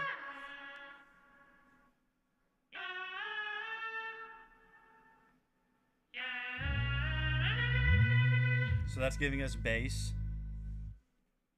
So that just gave us some bass.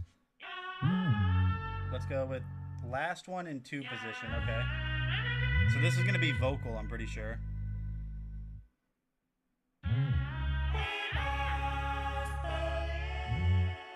So we've got some vocals. We're going to add this guy in the last position. See what that does.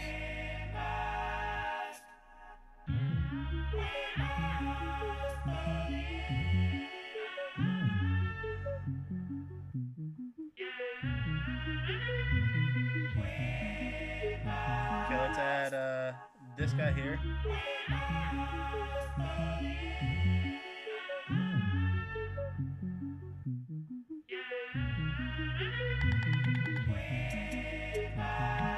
We'll add this one here. We need something fast-paced to really make it drop. Let's try this. And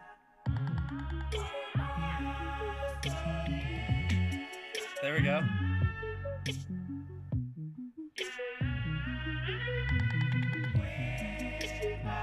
We'll add one more since we have one more. See what that does.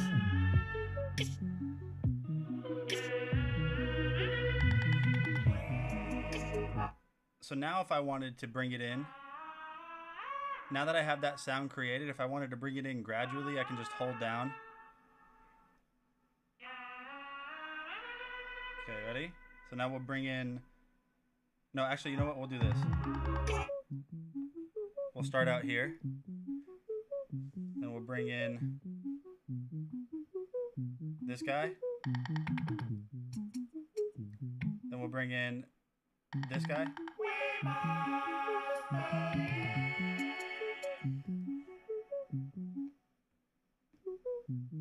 Then we're going to bring in this guy right here. All right, we're going to let that loop for a second. We're going to let that loop, and then we're going to release it all. And drop. Yes, that was good. There we go. So there we go. That's our sound.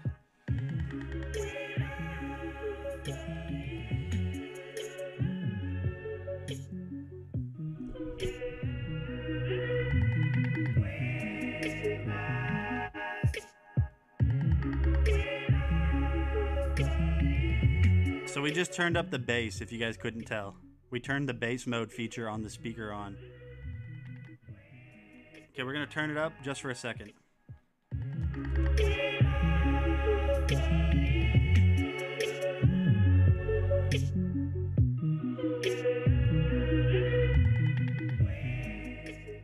Now, you guys also got to remember the loudest we just got on this Bluetooth speaker was 40% volume. I still had 6 other audio levels. The bass, even at 40% with the bass up technology, which you just enable right there, the bass was crazy, crazy, crazy. I don't know if my baby is sleeping right now, so I'm not going to wake her up by cranking this. This is going to get insanely loud. I just know it is. I'm not even going to test it.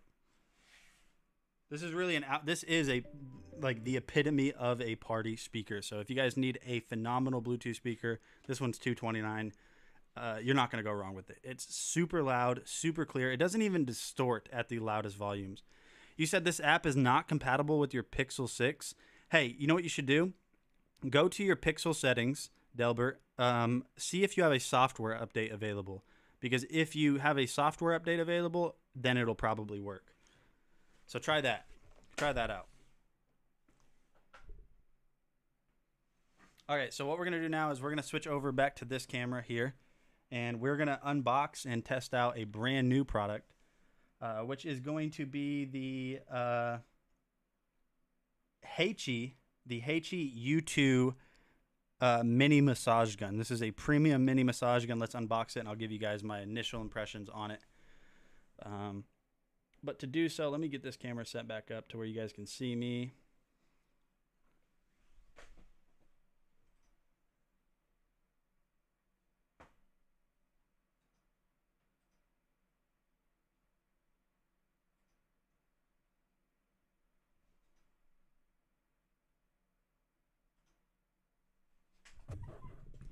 All right, so we're gonna set this up in just a specific way real quick. So give me a second. We're gonna delete this. So now we're gonna add my scenes the correct way. Okay, so sticker. So you guys can't see, I'm just setting something up. We're gonna add my scene. We're gonna add the overhead cam. So that's gonna be up here. The app says it's not compatible with Android 11. Really? Oh, that's right. You're probably on. Is Android 11 the newest Android operating system? They might not have updated it yet. That's right. I think we've already ran into this issue before. They haven't updated the app to be compatible with Android 11 yet. That's what it is. Okay, give me a second. I'm gonna add one more camera to this source. We'll go ahead and go with scene.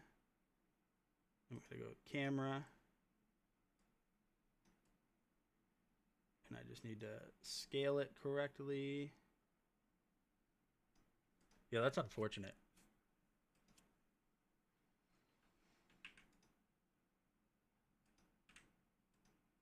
There we go. Now we'll transition over here. So now you guys have got me in not such a weird way now.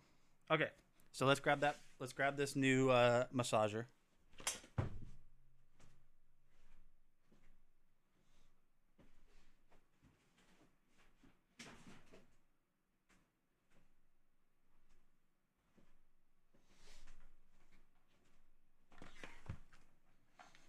So there we go. We've got it set up right here. That's unfortunate. That sucks. Now not Darren, sorry. Sean has played with the app, the website version. So if you really want to try that app that we just did, go to look up Incredibox like on your computer, and I think they have like a free version that online, and then you can download it through the Windows Store. So if you have like a Windows PC, you can download it on the Windows Store. If you have Steam, you can download it on Steam. So there's other ways to be able to try it out. But here's the mini massage gun. So this is the Heishi mini massage gun. It is the U2. They say it's a professional muscle relaxation experience. We'll be the judge of that. It says timing. It has 10 minutes of intelligent timing built into it. 5 different massage heads, amplitude up to 7 millimeters. So 7 millimeters of travel speed. So like going forward and back, or travel distance. Noise, 45 decibels. Gross weight, 1.7 pounds. And 5 different gears, all the way up to 3,000 RPM. So let's see if this is professional. I have tested in my time as a product reviewer. I have tested a ton, and I mean a ton, of massage guns. So I'll be the judge if this is actually going to be worthwhile or not. But I think for this, just because it is an unboxing, we're going to switch over strictly to this camera so you guys can see it a little bit more. Just so you guys can see it a little bit better. Oh man, I don't know if you guys were here when I was talking about changing this desk overlay to changing it from like the office, like, you know, this desk right here used to look like an office desk, and then I bought this vinyl. This looks so much better. It looks so much cooler for tech stuff, which is, you know, what I do, Dragon Blogger Tech and Entertainment. All right, so it looks like whenever we open this up, we're gonna get a little one of these guys right here, little nice carrying case. Nothing else is in the box. We'll save this box though. I like to do unboxings, but this is truly an unboxing right now. Okay, so looks like you have a little strap right here. So if you want to, you know, hold this around your wrist or something, you can do so. We'll get that off. You have your Heishi branding right there. That's like whatever this material is that they use for this stuff is always so nice. Like I love this scratching. Like, I don't know. It's so smooth. It's like rubber, but not. Yeah, no, so the carrying case feels nice and solid. Go ahead and unbox this, see everything that comes with it. Okay, so this is everything that's going to come with it. So we're going to have our user manual with a, I don't know, some type of attachment. We won't need the user manual. These are always pretty easy. Okay, so you do get a nicer carrying strap right here that's actually adjustable. So that's pretty cool. So you do get one of those. You're going to get your charging port. I hope this uses USB-C. It does use USB-C, so that's really nice. Here are the different attachment heads. Oh, this one's neat. This is interesting. This one's like almost like compression in a way. Look at that. That's different. I haven't actually seen one like that before, so that's pretty cool. You're going to get like a directional one, which this one looks like it hurts. How do you get this one out? We'll take this one out first and this one. You're going to get your ball head attachment, which is pretty standard for these massage guns. You're going to get this one. So this one's really good for like your neck and stuff. I mean, really good. They hurt, but they feel good. It's a bad kind of hurt. And then you're going to have your flat one right here. So this is really good for your back, in my opinion, from testing massage guns. And these feel nice. Like all of these feel very secure, like well built too, compared to other brands that I've tested. And then right here, you are going to get this guy just like this. Check that out. So this one is actually going to be like for deep tissue and like extremely painful, but also like get out those really deep knots and kinks and stuff. And then you're gonna have your massage gun right here, which looks like this is extremely, extremely mini. Oh yeah, look at that. So first impressions on this feels really, really well built. It's heavy, solid. There's no creaking plastic. Like if I go ahead and like just press around this, you don't hear any like creaking or anything. You don't hear any cheap plastic or joints or anything. So that's really nice that it feels high quality so far. Looks like we have speakers maybe, or maybe that's for heat dissipation on both sides. You have a little light at the back, which I think that might be to indicate something. And then it looks like your USB-C charging is going to be right down there or right on the bottom. And then we basically just attach our attachment heads. So should be just putting it right in here like this. Let's see if there's any grooves. Nope. So you just press it down until you can't really press anymore, so that we have that one installed. And now what we can do is press the power button. If it's powered, we might have to hold it down. Okay. So we just held it down. You can see that the intensity level is indicated by these different lights. And they did say that there was 5 different modes. It looks like right now we're on mode number 1. You guys might not be able to tell, but that is moving very quickly. We should just have to press this down to make it go faster. Yep. So there we go. That's mode 2. That is mode 3 right there. Mode 4 and mode 5. So, golly, this thing is angry. All right, so let's test this. Let's test this out real quick. Let's test this out. I'll give you guys my initial impressions on this. I don't have achy arms, but we'll press it. Yeah. That is very, very powerful. Goodness gracious. You guys can see it's hitting nerves. You guys can see it's hitting my nerves, making my fingers twitch. Okay, let's go all the way up.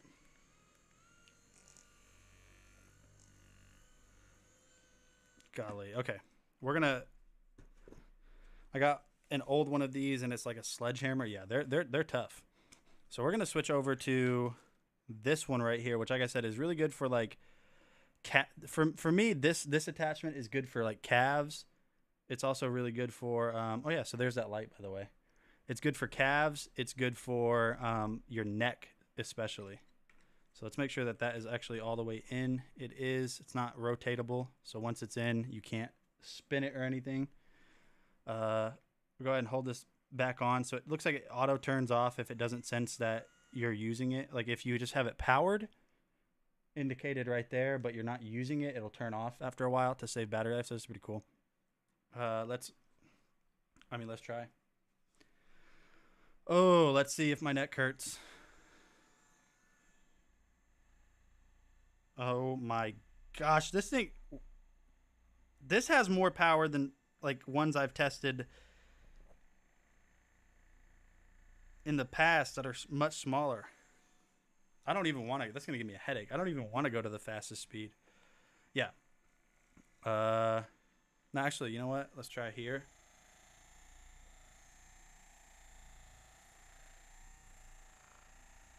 Oh yeah, that is strong. I imagine this is gonna be really good for people that maybe you sleep wrong. Maybe like you sleep wrong and then you wake up and you have like a crick in your neck, or you're working out and your muscles are sore. This is gonna be great for that. Yeah. Overall, initial impressions is everything. This is probably the most high quality one, and I'm just being honest. I've tested dozens of these things. This is the most high quality one I've tested so far. Everything just feels very well made. It feels premium, if that makes sense. It just feels like a premium muscle massager.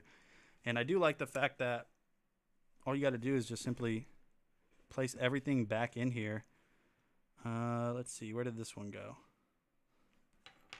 So that one goes there. Looks like this one, I remember, goes here. This one is going to go here. I don't remember where this one went. I definitely don't know how this one went. How did this one go in here? Oh, like this probably. No.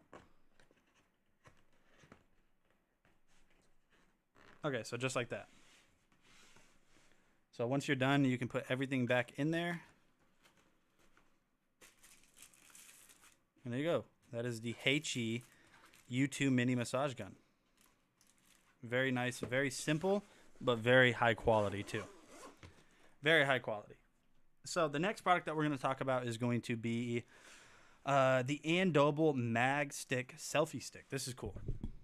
I think you guys will like this thing. If you guys have a use for it. If you don't have a use for it, then you might not.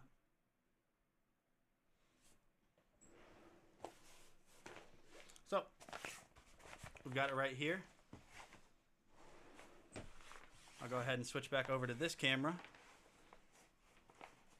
Get rid of some of this trash and stuff. I always have to clean after my streams in my room. If my room starts off clean, it won't be clean by the end of the stream. Guaranteed.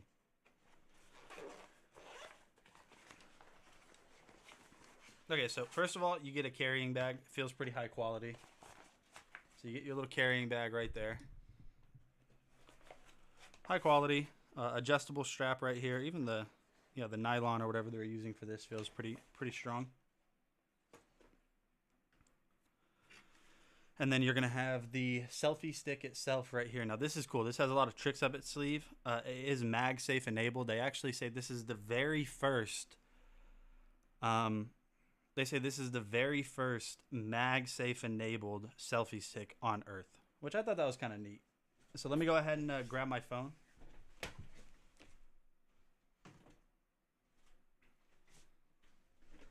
Okay, so the way this works is you guys can see that right here. You are going to have this little area right here. So this is where it's going to hold your phone. This is completely adjustable. You can collapse it by pressing this button right here. It'll collapse on your phone. But if you have a MagSafe enabled device, all you got to do is simply just open this up like this.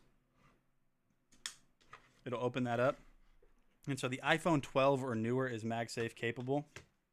So all you got to do is just find that magnet spot on your phone, and which is right there. So even though it's not clamped down on the phone, you can see MagSafe is super strong. Now I'm going to clamp it down, which I simply just do by pressing that button at the back.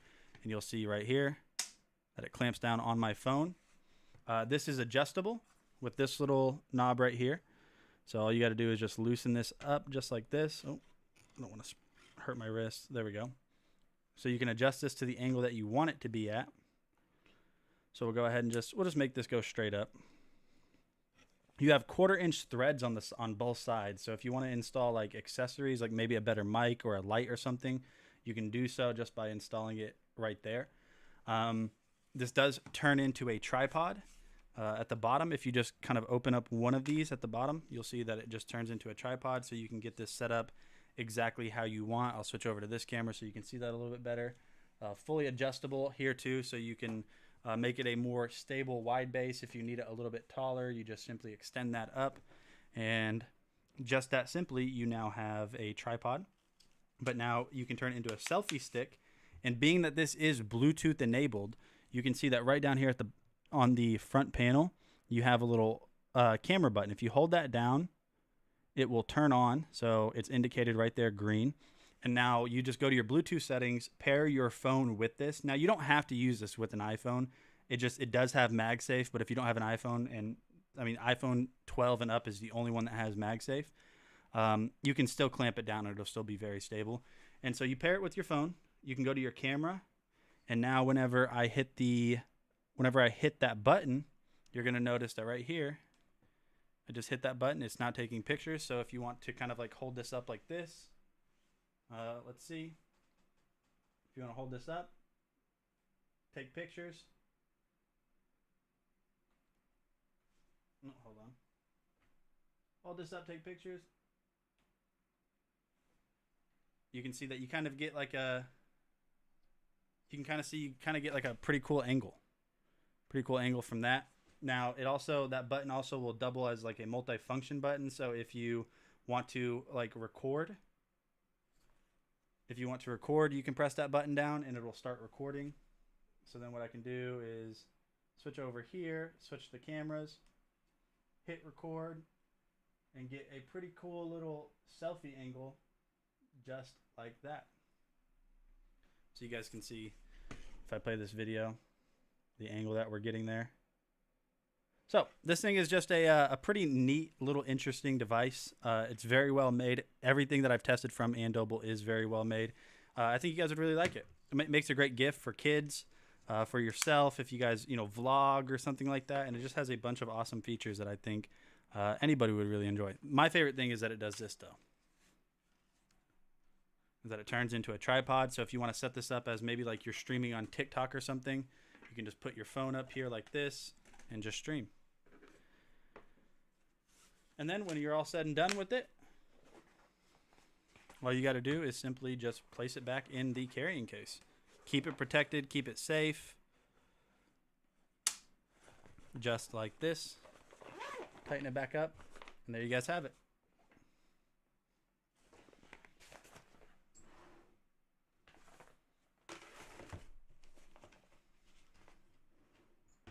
All right, so we're going to go ahead and move on to the next product in the carousel, which is going to be a really awesome action camera, which is the Insta360 X3 action cam. This thing can actually record at 8K, 30 frames per second.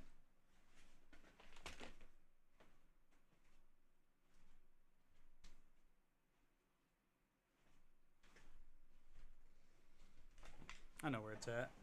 I got to remember what I'm doing.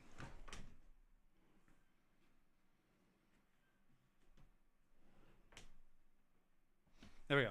So this is the camera itself right here. So this is actually going to come with a bundle. So I'm just showing you guys the camera right here, but this, the one that's highlighted in the carousel is actually a bundle. So you guys are able to actually get this paired up with a invisible selfie stick. It comes with this little cover right here to keep the lens safe. It does have a tripod mount at the bottom, so if you want to mount this to like a helmet, your car, or whatever kind of mount you have, you can do so. And it is a 360-degree action camera. So right here, this camera, the lens is a 180-degree lens, and then it's the same thing on the back. So what it does is while you're recording, since this is 180 degrees, it does like a half circle around, and then so does this one. And then it basically stitches those videos together, or those pictures together, to create a 360-degree camera. So for this, I'm going to switch over to this overhead camera. You guys can see that you do have a pretty large touchscreen right here, so you can see everything that's going on. You have some different buttons with different purposes. This bundle is also going to come with a 64 gigabyte SD card right down here, as you guys can see. So that's the battery port. That is where the battery is. This is completely waterproof. You can go swimming with this thing. Record underwater videos. Clicks down. Right here, this is the USB-C charging port. So to recharge the camera, USB-C right there. Click that back down. And then over on this side, you have power button. You have your Q mode, which is basically going to be your mode selector. We'll go ahead and power this on, and I'll show you guys what you can do with this. So if we hold that down, you see your little light indicator at the bottom telling you that it's on. You get that little ding-ding. So this actually might be dead right now.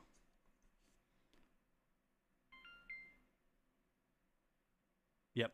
So this thing is actually completely dead, but it goes a step further. So if you download the Insta app, or the Insta360 app, inside of the app, you're going to get a ton of features. You can live view the camera. So let's see if maybe for some reason it was wanting to pair with the app at first. It's got a little social media built into it too, so you can see what everybody else is doing. If we go to album, you can actually go here and see all of your saved videos and clips. You can go to stories, create stories. You can go to your different settings. And then again, explore. You can see everything going on that people are doing around the world, some of the things that they're doing. Let's get this plugged in real quick. See if we can operate it while it's being charged. So right there, you can see you get a little red light indicating that it's charging. We'll go ahead and power this back up to see if it will give us our live view while we are charging. There we go. Okay, so I did. So you guys can see that right now, we basically see myself. I mean, you guys can't really see it very well, but we see myself right there. So what we can do is, now that this is powered on and so is my phone, make sure Bluetooth is enabled. And what you're going to do is go to the settings here and just hit connect. Once you hit connect, give it a second. It's going to connect to the camera. So hit join. You guys can see right there.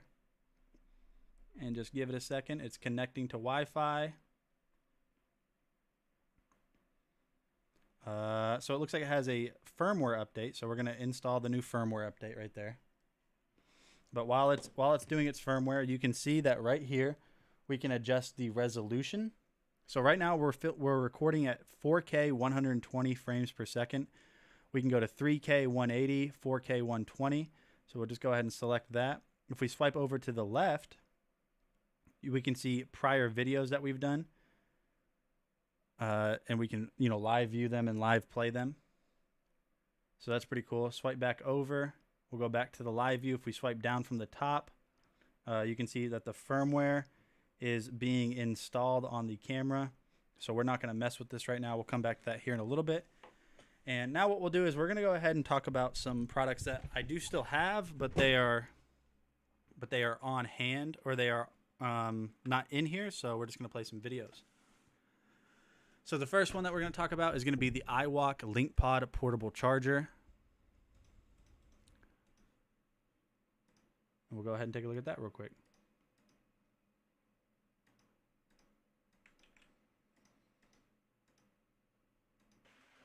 This is the iWalk LinkPod port. Damage that when you're not using it. And then using this is super straightforward. Recharging it with USB-C is over here on the left side. And then over here on the right side, you're going to have a little sensor. And then your screen right there. So not sensor, but your button to actually power this on. So you're going to hold that down for a second. And then you're going to see right here, that's the battery life of this. So to use this, very straightforward, very simple. All you got to do is just open this little guy right here in the back. And then you are going to plug this into your phone. And as you guys can see right there, we're at 2% charge. This phone was about to die and we are charging. And it's just that quick. So you can see that there's no in-between time from charging or plugging it into when it starts charging. It starts charging immediately. So this is going to be really good for those of you guys that are on the go a lot and you just need a really easy way to recharge your iPhone throughout the day. Maybe you're on a business trip or something like that. You're going for a run, going for a walk. iWalk is a very fitting name for it. So if you need just a quick and simple way to recharge your iPhone, I think that you should definitely consider the iWalk LinkPod portable charger. And so there we have it. Just that simple. It's starting to get hot in here. I had to change. Okay, so that is a very great way to just keep your iPhone charged on the go. $39.99. I feel like that's a fair price for it. Let's see what we've got up next. We're going to talk about some ear tips for your Apple AirPod Pros. So if you don't like the silicone ear tips that come with your AirPod Pros, these are going to be replacement ones for them. They're pretty comfortable. I like these ones better, the ones that are stock, but you guys might like foam better than silicone. So we'll go ahead and switch over and take a look at that real quick.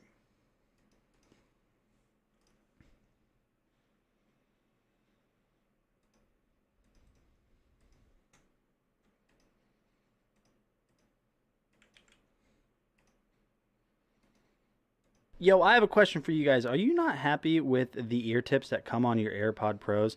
I'm going to be honest with you. If you wear them for a long time, they kind of get slippery. Let's be honest. Earwax makes them slippery. I have the perfect solution for you. This is the Comply Premium Earphone Tip Set that is going to replace the earphone tips on your AirPod Pros. And these are actually going to be foam, so they're going to stay in longer, they're going to be more comfortable, and they're even going to have multiple sizes. So definitely check these out from Comply if you guys do not like your AirPod Pro tips.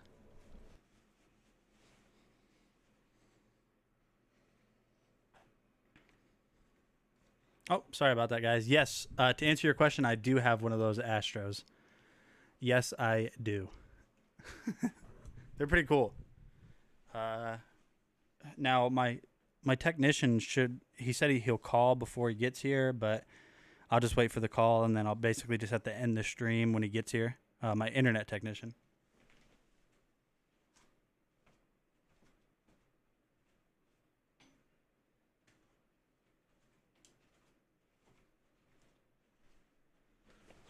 All right, so what we're going to do is we're going to talk about this Life Straw up next. Looks like our Insta360 camera is done updating, but we're going to let that charge up. You guys can basically see all of the stuff I wanted to show you about it. I'm going to power this down, let it keep charging for now. And we're going to switch over to a new camera angle again. Let's see, we've got Canon. There we go. Yep, this is where I wanted to be. So this, you guys have probably seen these before. This is the Life Straw. So this has been around a while.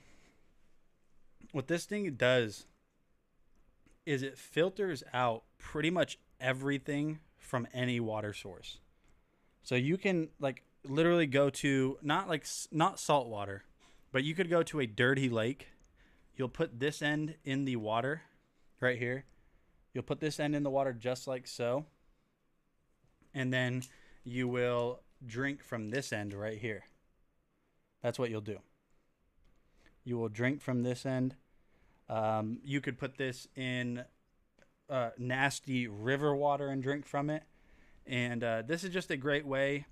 I mean, they call it a life straw for a reason. It's being used in like underdeveloped countries a lot for people that don't have access to clean water to be able to drink from. It filters the water so well. Yeah, don't use this in East Palestine. No, yeah, don't use it there. So this is, I mean, that's basically all I can say. I can give you guys some specs. I can give you guys some specs on this, so I will here in a second.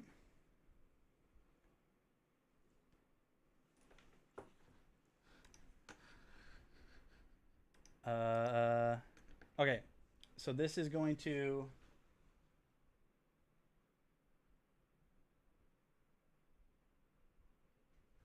it is going to remove, let's see real quick.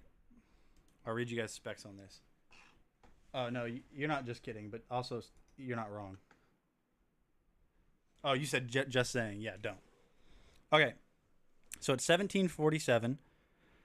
It says the microfiltration membrane on this removes 99.9999999% of waterborne bacteria, including E. coli and Salmonella, and 99.999% of waterborne parasites, including Giardia and Cryptosporidium.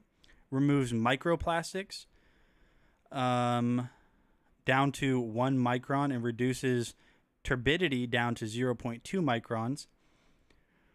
It says rigorous testing. All claims are verified with laboratories using standard testing protocols set by the U.S. EPA, NSF, ASTM for water purifiers in a long lifetime.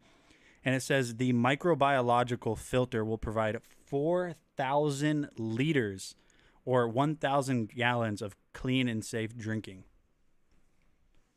That's a lot. We're going to test this live here in a second. We're going to test this live for sure. I actually haven't tested it yet. I have not tested that yet, so we're going to. But for now, we're going to move on to, let's see. We're going to move on to the clocky alarm clock. I'm waiting for this guy to call.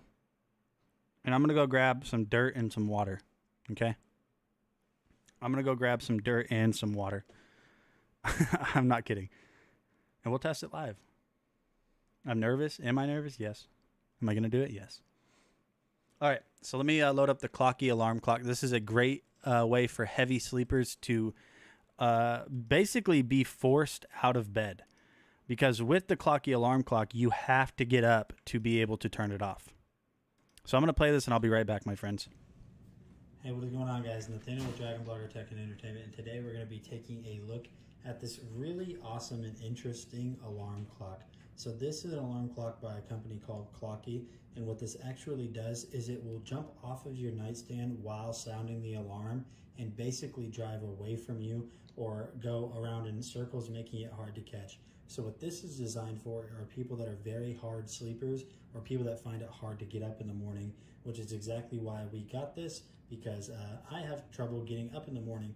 But you guys can see right here, it's a very simple design, a very rugged design too. You have some controls up there on top, which will go through here in a couple of seconds. On the bottom, you are going to need 4 AAA batteries right there, and it is screwed in, so just be aware of that. You have your little digital display right here, and then these controls right here, whenever you have an alarm set, what these are basically going to do is these are the options for if you want it to make noise or just drive around.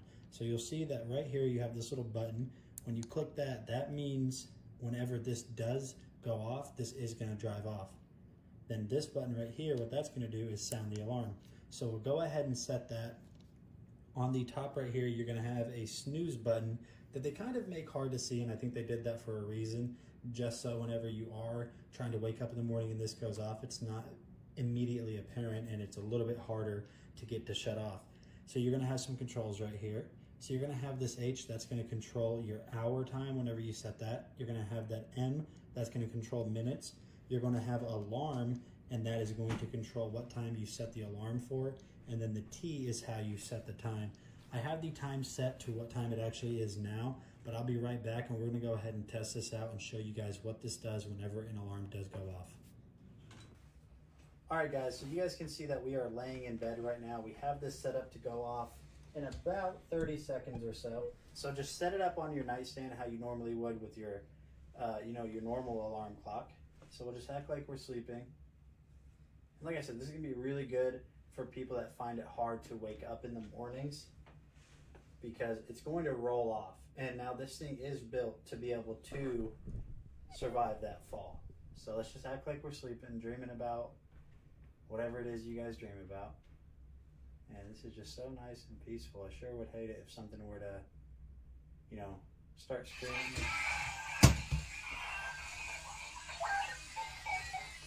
What is that? Help! No! Come here. No.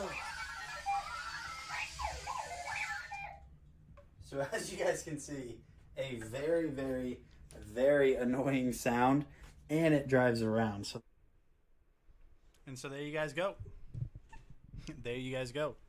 You can see exactly why it is going to turn your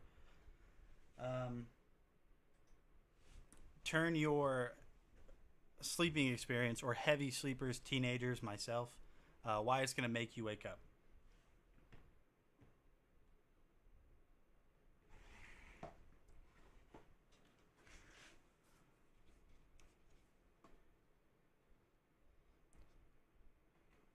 So we are going to be testing the LifeStraw water filter.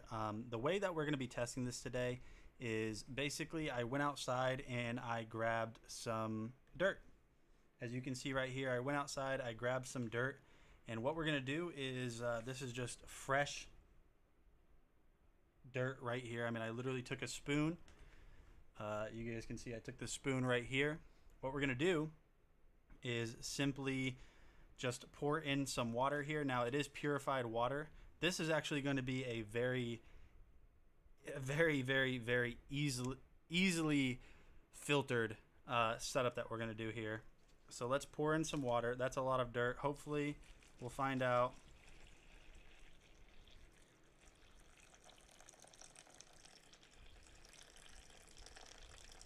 And as you guys can see right here. All right, I'm gonna give you guys my initial impressions. I mean, honestly, this shouldn't be a problem with for the LifeStraw. So we'll go ahead and mix this up real quick. And am I hesitant? Of course, but this shouldn't be a problem for this LifeStraw at all. We'll go ahead and set this to the side. So we've got our gross dirt mixture, as you guys can see right here. That is pretty dirty water. and I guess we'll just test it out right now. Okay, so there we go. I don't imagine it's going to taste great, but it should filter out everything that I shouldn't be drinking in this water right now. So let's go ahead and put that end right down in the water. This end right here. And here goes nothing. Let's try it out.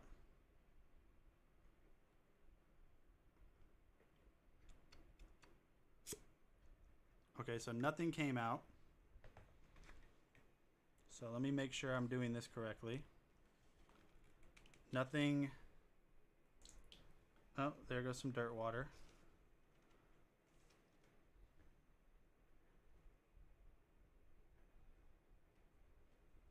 Do I need to open the filter, or is it, oh, I know what was going on. It was getting the mud. The mud clogged it up. So we actually might not be able to test this out. If it gets clogged up, then nothing's going to come through at all.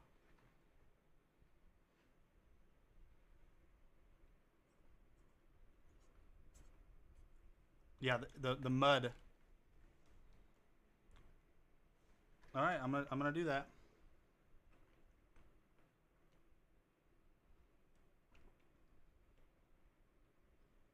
I just got the water.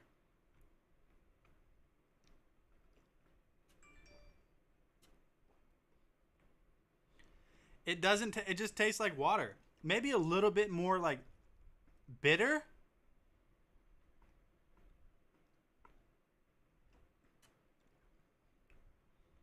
It just tastes like water. I mean, maybe like a little bit more bitter than like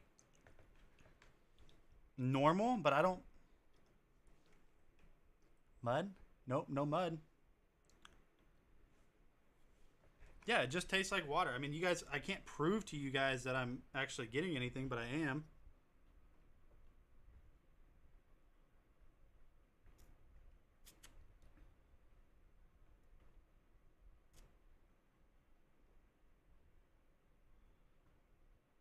No. What? I was scared. That was scary. It just tastes like water. Yeah, I don't have any. It does have a little bit more of a bitter taste. Not like, ooh, what is that? You can just tell it wasn't just straight up water anymore. Or it wasn't, yeah, you could tell like it didn't taste just like normal water. There you guys go. It's just dirt. It shouldn't change much. Yeah, and that's why that's kind of why I basically said like,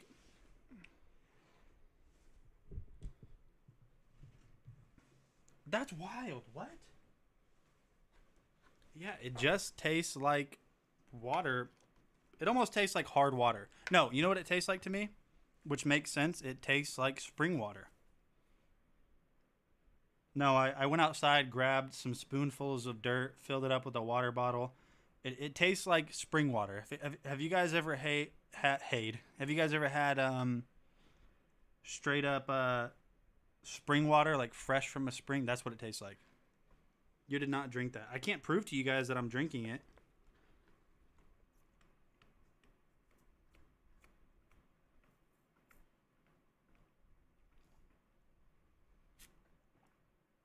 It just tastes like spring water.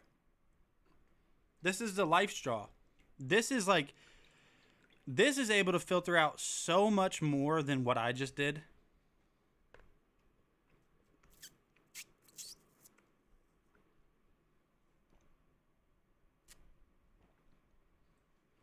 It's just spring water. It just tastes like spring water. What? There's no dirt in it? I don't want to this is going to be gross. Man, shouldn't you drink all your water through this? Probably.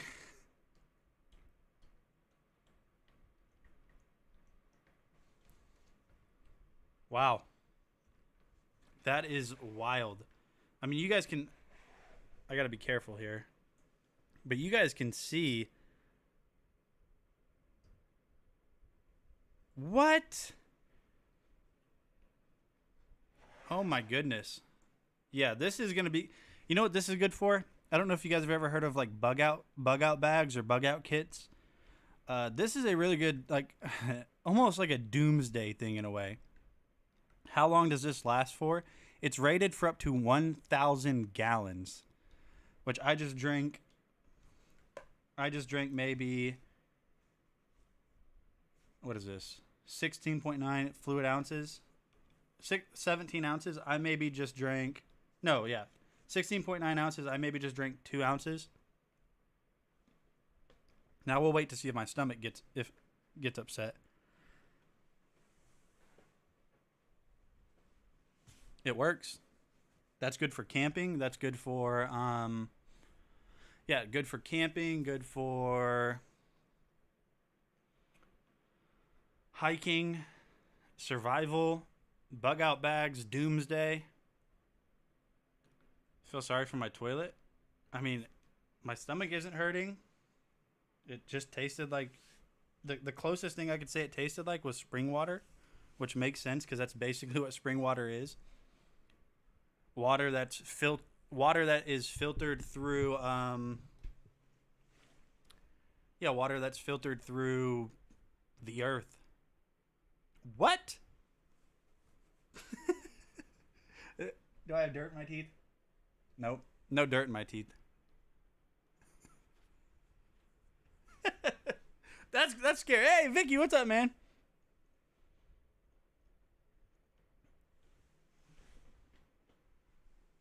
I went outside. Grabbed a spoon, took this bucket, literally grabbed dirt. Literally scooped like 3 or 4 piles of dirt into this with a big spoon. That straw takes a significant amount. Yeah, it does. Well, I mean, you got to like pull it through. It's got to be pulled through all of those filters.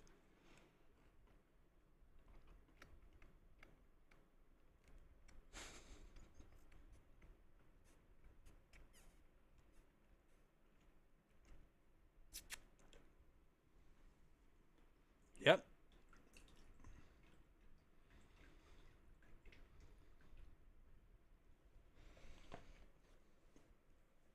Not any place your dogs have been, I hope. You know what? You know what the craziest thing about it is? Is it actually filters down.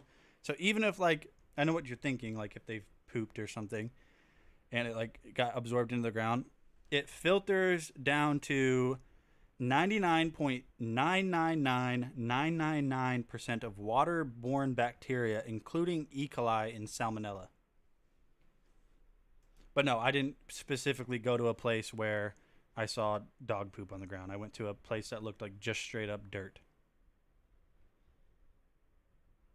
You won't have a double chin drinking from that. Hey, what are you saying?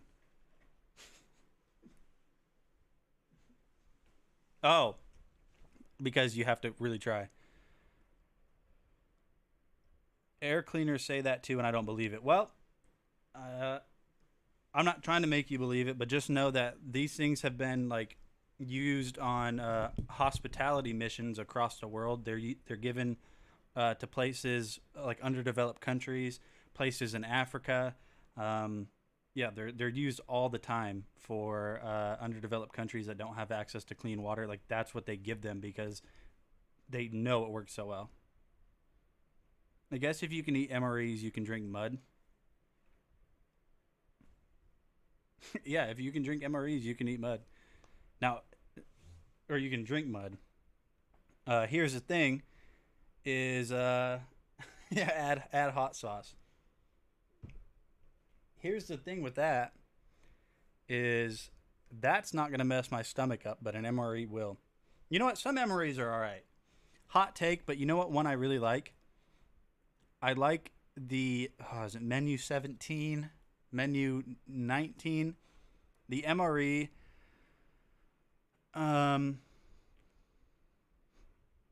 The MRE that the maple sausage patty. People hate that one. I love that one. Another good one, and I think people like it in general, is if you get the MRE that has tortillas, chicken chunks, and hot sauce. Because what I do is I just Put the chicken on the tortillas, add the hot sauce, wrap it up, and eat it. That one's not bad.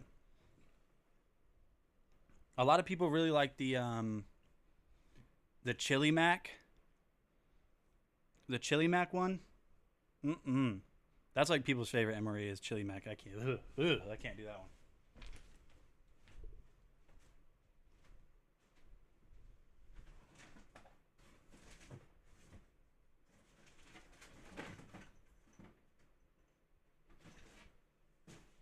I'm trying to find my.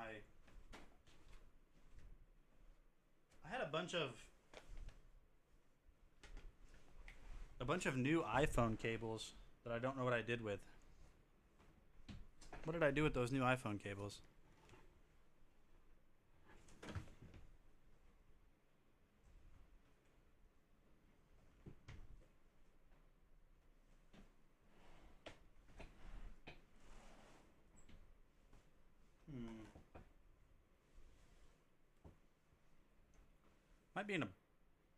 Might be in a box. What's your guys' favorite? If you guys have ever had true MREs, what's your favorite MRE?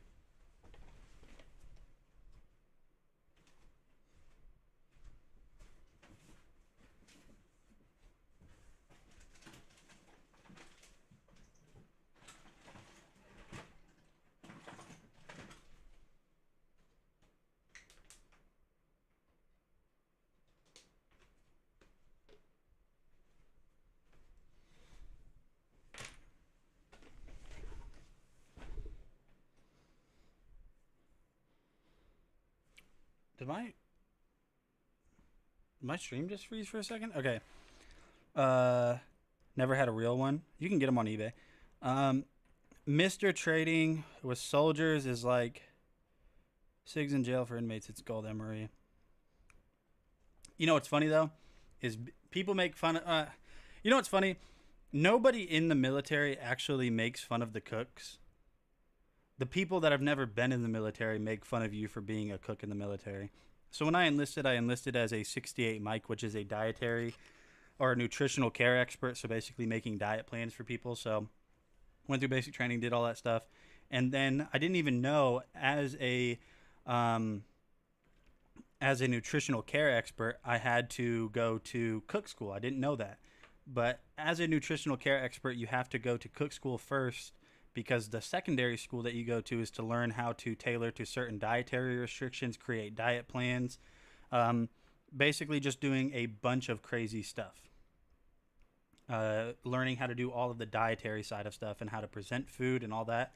But in order to be able to do that, you have to know how to cook the food first. So I went to cook school, and then I went to the nutritional care expert side of the schooling.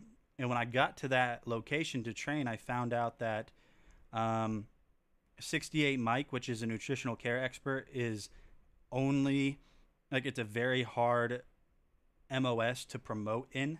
Because it's a very small MOS, there's not a lot of them.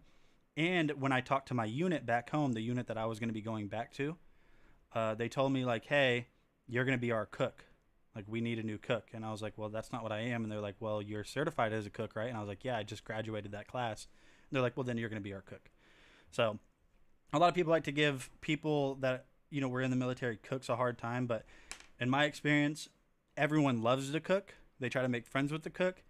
And a cool thing about being a cook in the military is if we're ever out in the field and eating MREs, being that I was the cook and I was the one certified to provide food, I was the one basically, I was NCO, so I was basically telling people, like, hey, hand these out. But since I was in charge of MREs, I always got first pick. So as 68 Mike, I was not very promotable. My current diet is crackers, water, ginger ale, and air. Why? I didn't freeze. You were GS11? Oh, nice. Yeah, so I think I remember you saying, like, you were a contractor, but government contractor, obviously GS. But whenever I was a contractor, working on AC-130s, I didn't, it was a civilian contractor, not a government contractor. So there was no, like, GSs where I was. But GS11 is pretty tall. Pretty high. All right, so the next product we're going to talk about are these cables real quick.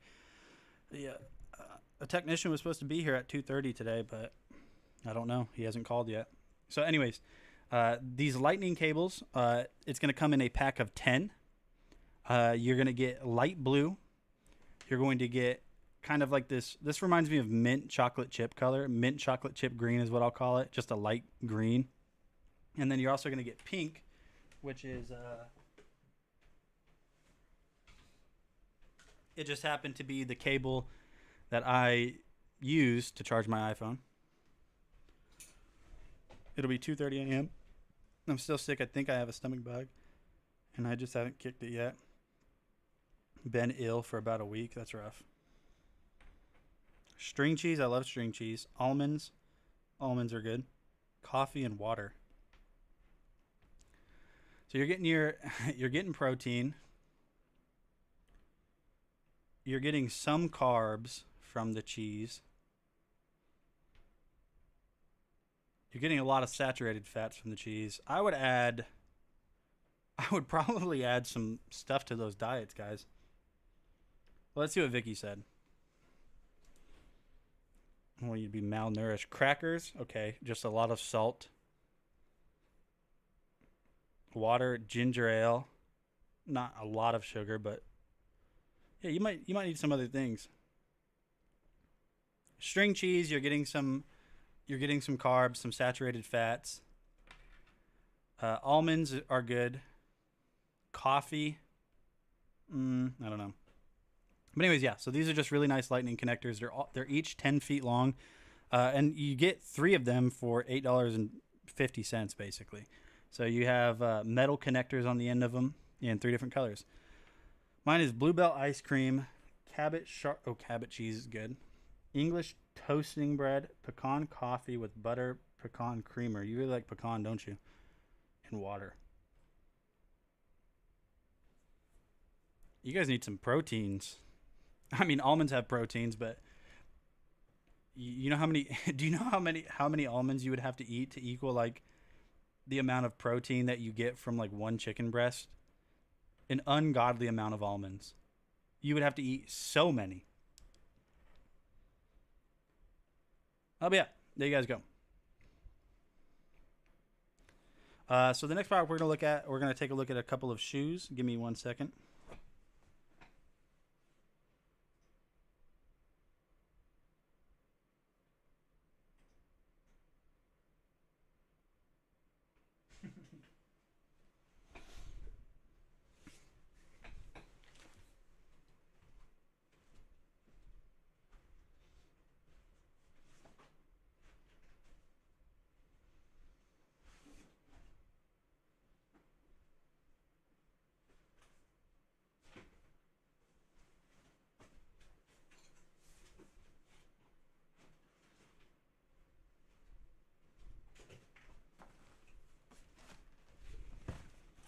All right, I'm back. Some gyros. Here's some gyro meat pack from Costco. And I wish I lived close to a Costco. Now I gotta figure out what I'm gonna do with this bowl of this bowl. All right, so we're gonna unbox and talk about these new shoes real quick. I did not Rising Sun. I took so much extra strength Tylenol and it only helps for a few hours. I think I've taken 6 since 8 p.m. last night. Do you have one of them, Rising? Yeah, that might actually help. So do so. What we're going to do is we're going to switch over to this camera right here and basically tell you guys about these Nordiv 8. So these are made by Nordiv 8. These are basically hiking shoes. They're waterproof. They're not basically hiking shoes. They are. So let's go ahead and take a look at them real quick.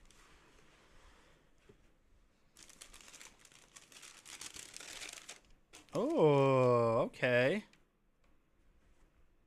Okay, so waterproof. Waterproof. Here's the other shoe. It does come with 2 pairs. I mean, it does come with 2 shoes.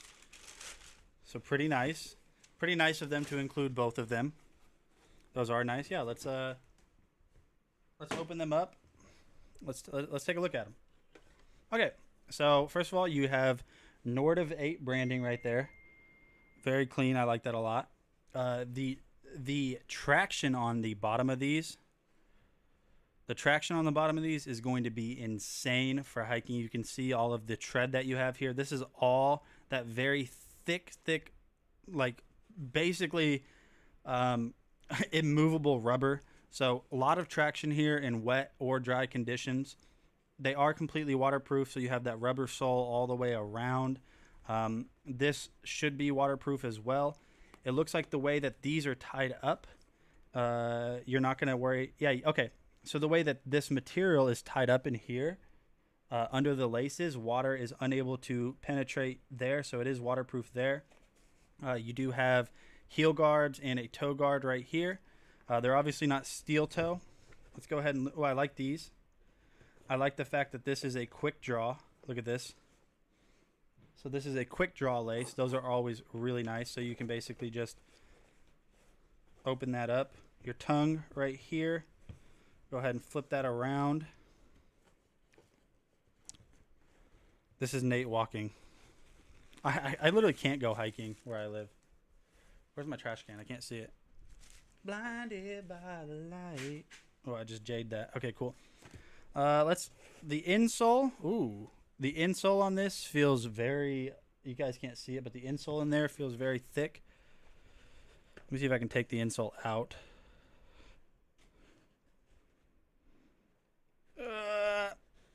There we go.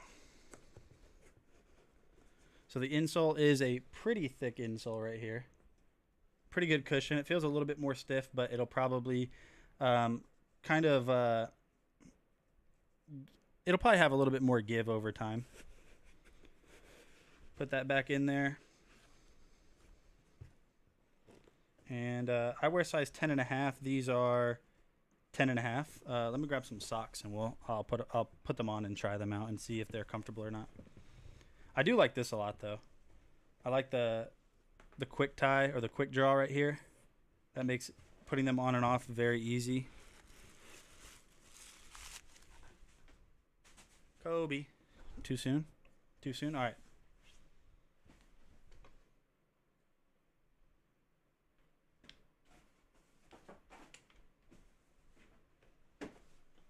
Okay, let me grab some socks.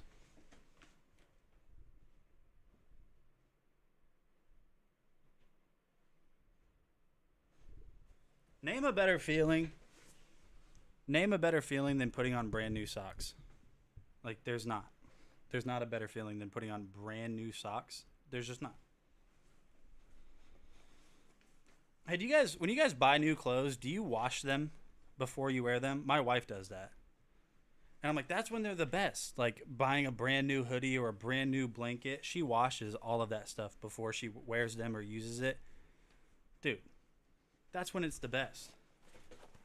All right, so like I said, 10.5, you do have that little, right here to help you put them on. Okay, so let's see my toe. It looks like they might run a size large.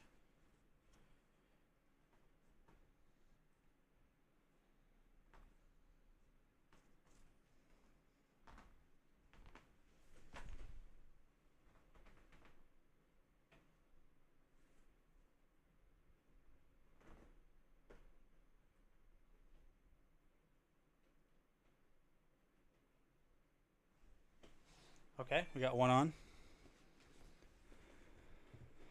Yo, what's up, Chris? Welcome to the stream, man.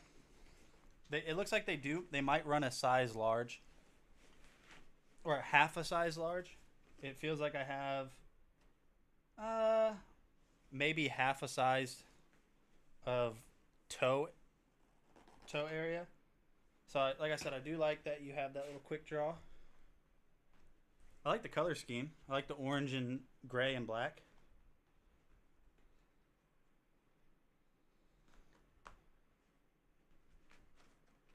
All right. And, oh! These are comfortable. Hold on.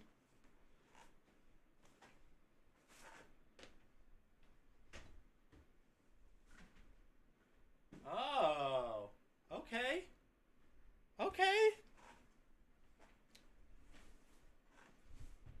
Boom. No, they are. Those are lightweight. Dude, those are nice. Dude.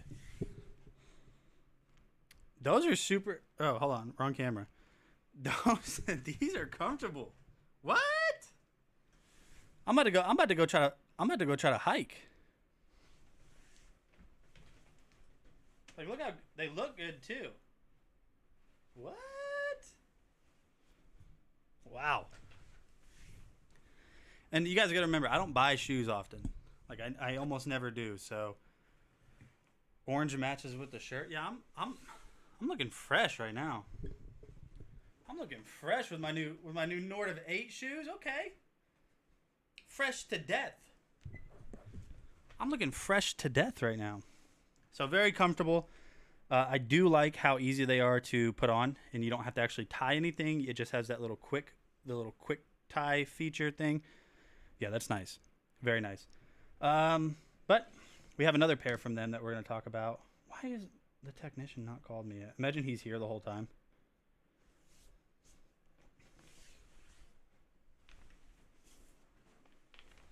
All right, so like I said, we do have another pair from Nord of 8 that we'll go ahead and take a look at. Looks like they're the same ones, just a different color.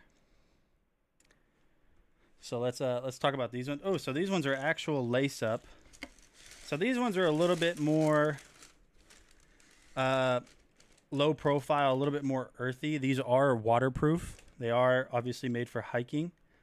I'm assuming, okay, so you have the same exact tread. So it looks like the only difference on these is the color scheme. And these ones, instead of being that quick draw feature, these ones are going to be actual lace up where you have to tie them on.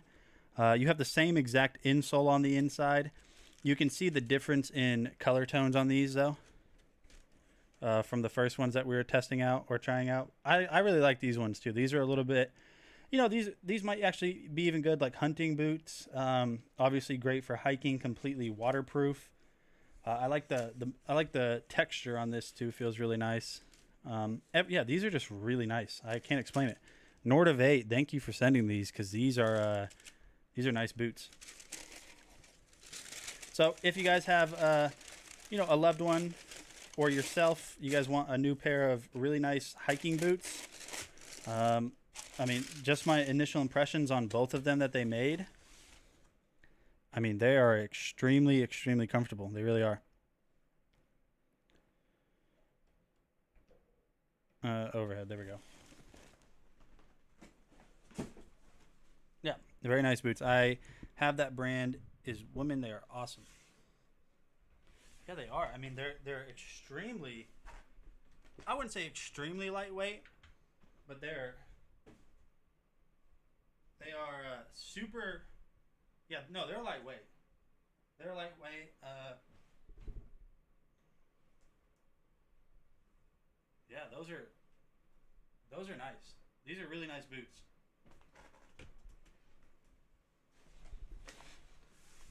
I think you guys would really like them.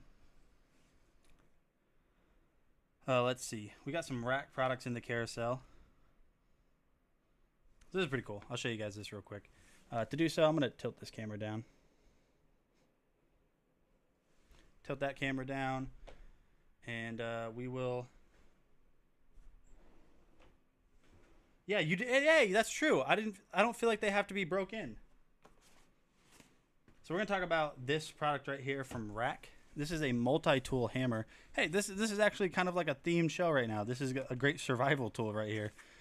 So this is the box. So this is a, I think it's a 12-in-1. Yeah, a 12 tool in one multi-purpose hammer, which is pretty cool. It comes with a nice carrying case too. Check this out. It comes with a carrying case that has a strap on the back. It's actually, you can unbuckle that so you can put this around a belt loop or something, or a tool belt. So you have that. Carrying case uses metal buckles, pretty high quality. And then here is the tool itself with the nice Rack branding up there on the front. It looks like it started to peel off. Oh well. All metal construction, obviously. It feels high quality. So you have your hammer right here.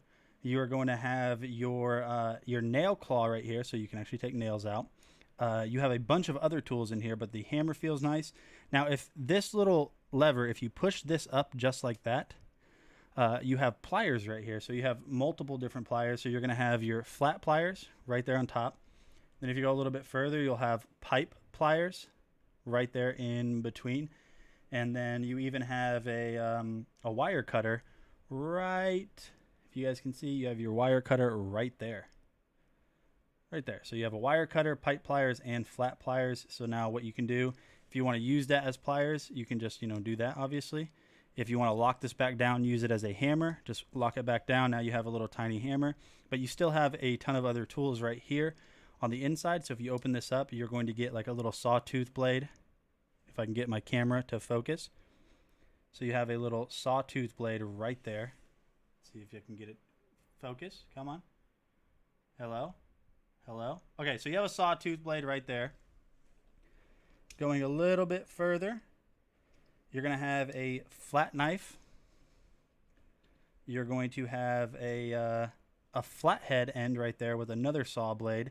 And then you even, if you flip it over, this blade right here actually has a, come on, focus. Hello? You have a file as well. And then you are also going to get your Phillips head bit right there too. So you have 1, 2, 3, 4, 5, 6, 7, 8, 9. Am I missing? Am I missing any tools? Oh yeah, and then the way so these can extend. So these can extend. You can lock them out like that with this little lever right here, or this little button. And then if you want to push them back in, you can do so. So you have your safety lock, saw blade, knife. You have a bottle opener. Where's the bottle opener? It says the bottle opener was on one of these.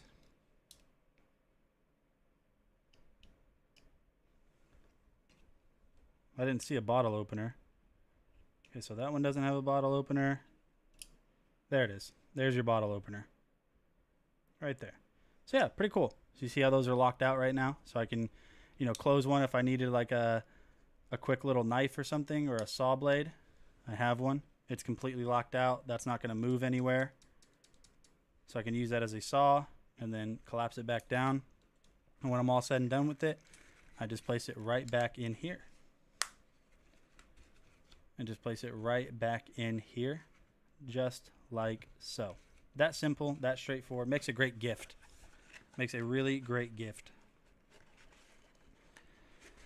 So now we have the next product that we're going to talk about is going to be the iDo queen size air mattress. That's what we'll talk about next. Oh, I love this mount. I love how easy this is to move around now. This is great. This is great. All right, so we're going to switch back over to this camera here and talk about the iDo queen size air mattress. I really wish I had hardwood floor in here, because sometimes like scooting on carpet with an office chair, so difficult. And also Sean, oh no, Sean's gone. He does have a bunch of scalpels. Why do you have so many? Sean has a bunch of scalpels, by the way, guys, just so you know. All right, so let's go ahead and talk about this iDo queen size air mattress. And yeah, great for camping. A lot of camping stuff. I'm not surprised, but I'm really impressed with the quality of these Nordiv 8 shoes, by the way. Hey, what is going on, guys? Nathaniel from DragonBlogger, and today we're going to be taking a look at this awesome queen-size air mattress from iDo. They say that this is the perfect guest bed solution, so let's go ahead and jump in and see if that's the truth. So we'll go ahead and start with a quick unboxing. This was a super simple process. As you can see here, it comes in this nice little carrying case with the drawstring. So that's a cool feature that they didn't have to add. but they did. So we'll go ahead and keep pulling this out. As you can see, it's double wrapped here in this plastic. We'll go ahead and take all of that out. It has a little instruction manual as well as some warning labels and stuff like that. So we'll go ahead and throw that to the side and keep unboxing this, take away this plastic and this little tag. And now we'll go ahead and jump and we'll take a look at the front here. So as you can see here, it actually has dual motors to help inflate or deflate this machine faster. So over here on the left side of this panel, you're going to have the compartment for your power cable as well as your air duct valve to release. All right, guys, I got the call. We're going to finish this video up real quick. He is waiting outside. Did I jump on it? Side sleeper, you should be good to go. Now, what would an air mattress test be without a strength or rigidity test? So let's go ahead and jump on it. As you can see, it slid there. It doesn't really have like... So it is a really nice mattress. If you guys have any questions, feel free to ask them. But I do need to end the stream. Feel free to ask them in the chat. That's going to be it for me, guys. I will see you guys again tomorrow at the same time, 12:30 Central. I'll be messing around with the camera some more and stuff like that. But you guys have a great rest of your day. Peace out, guys. Sorry. Later.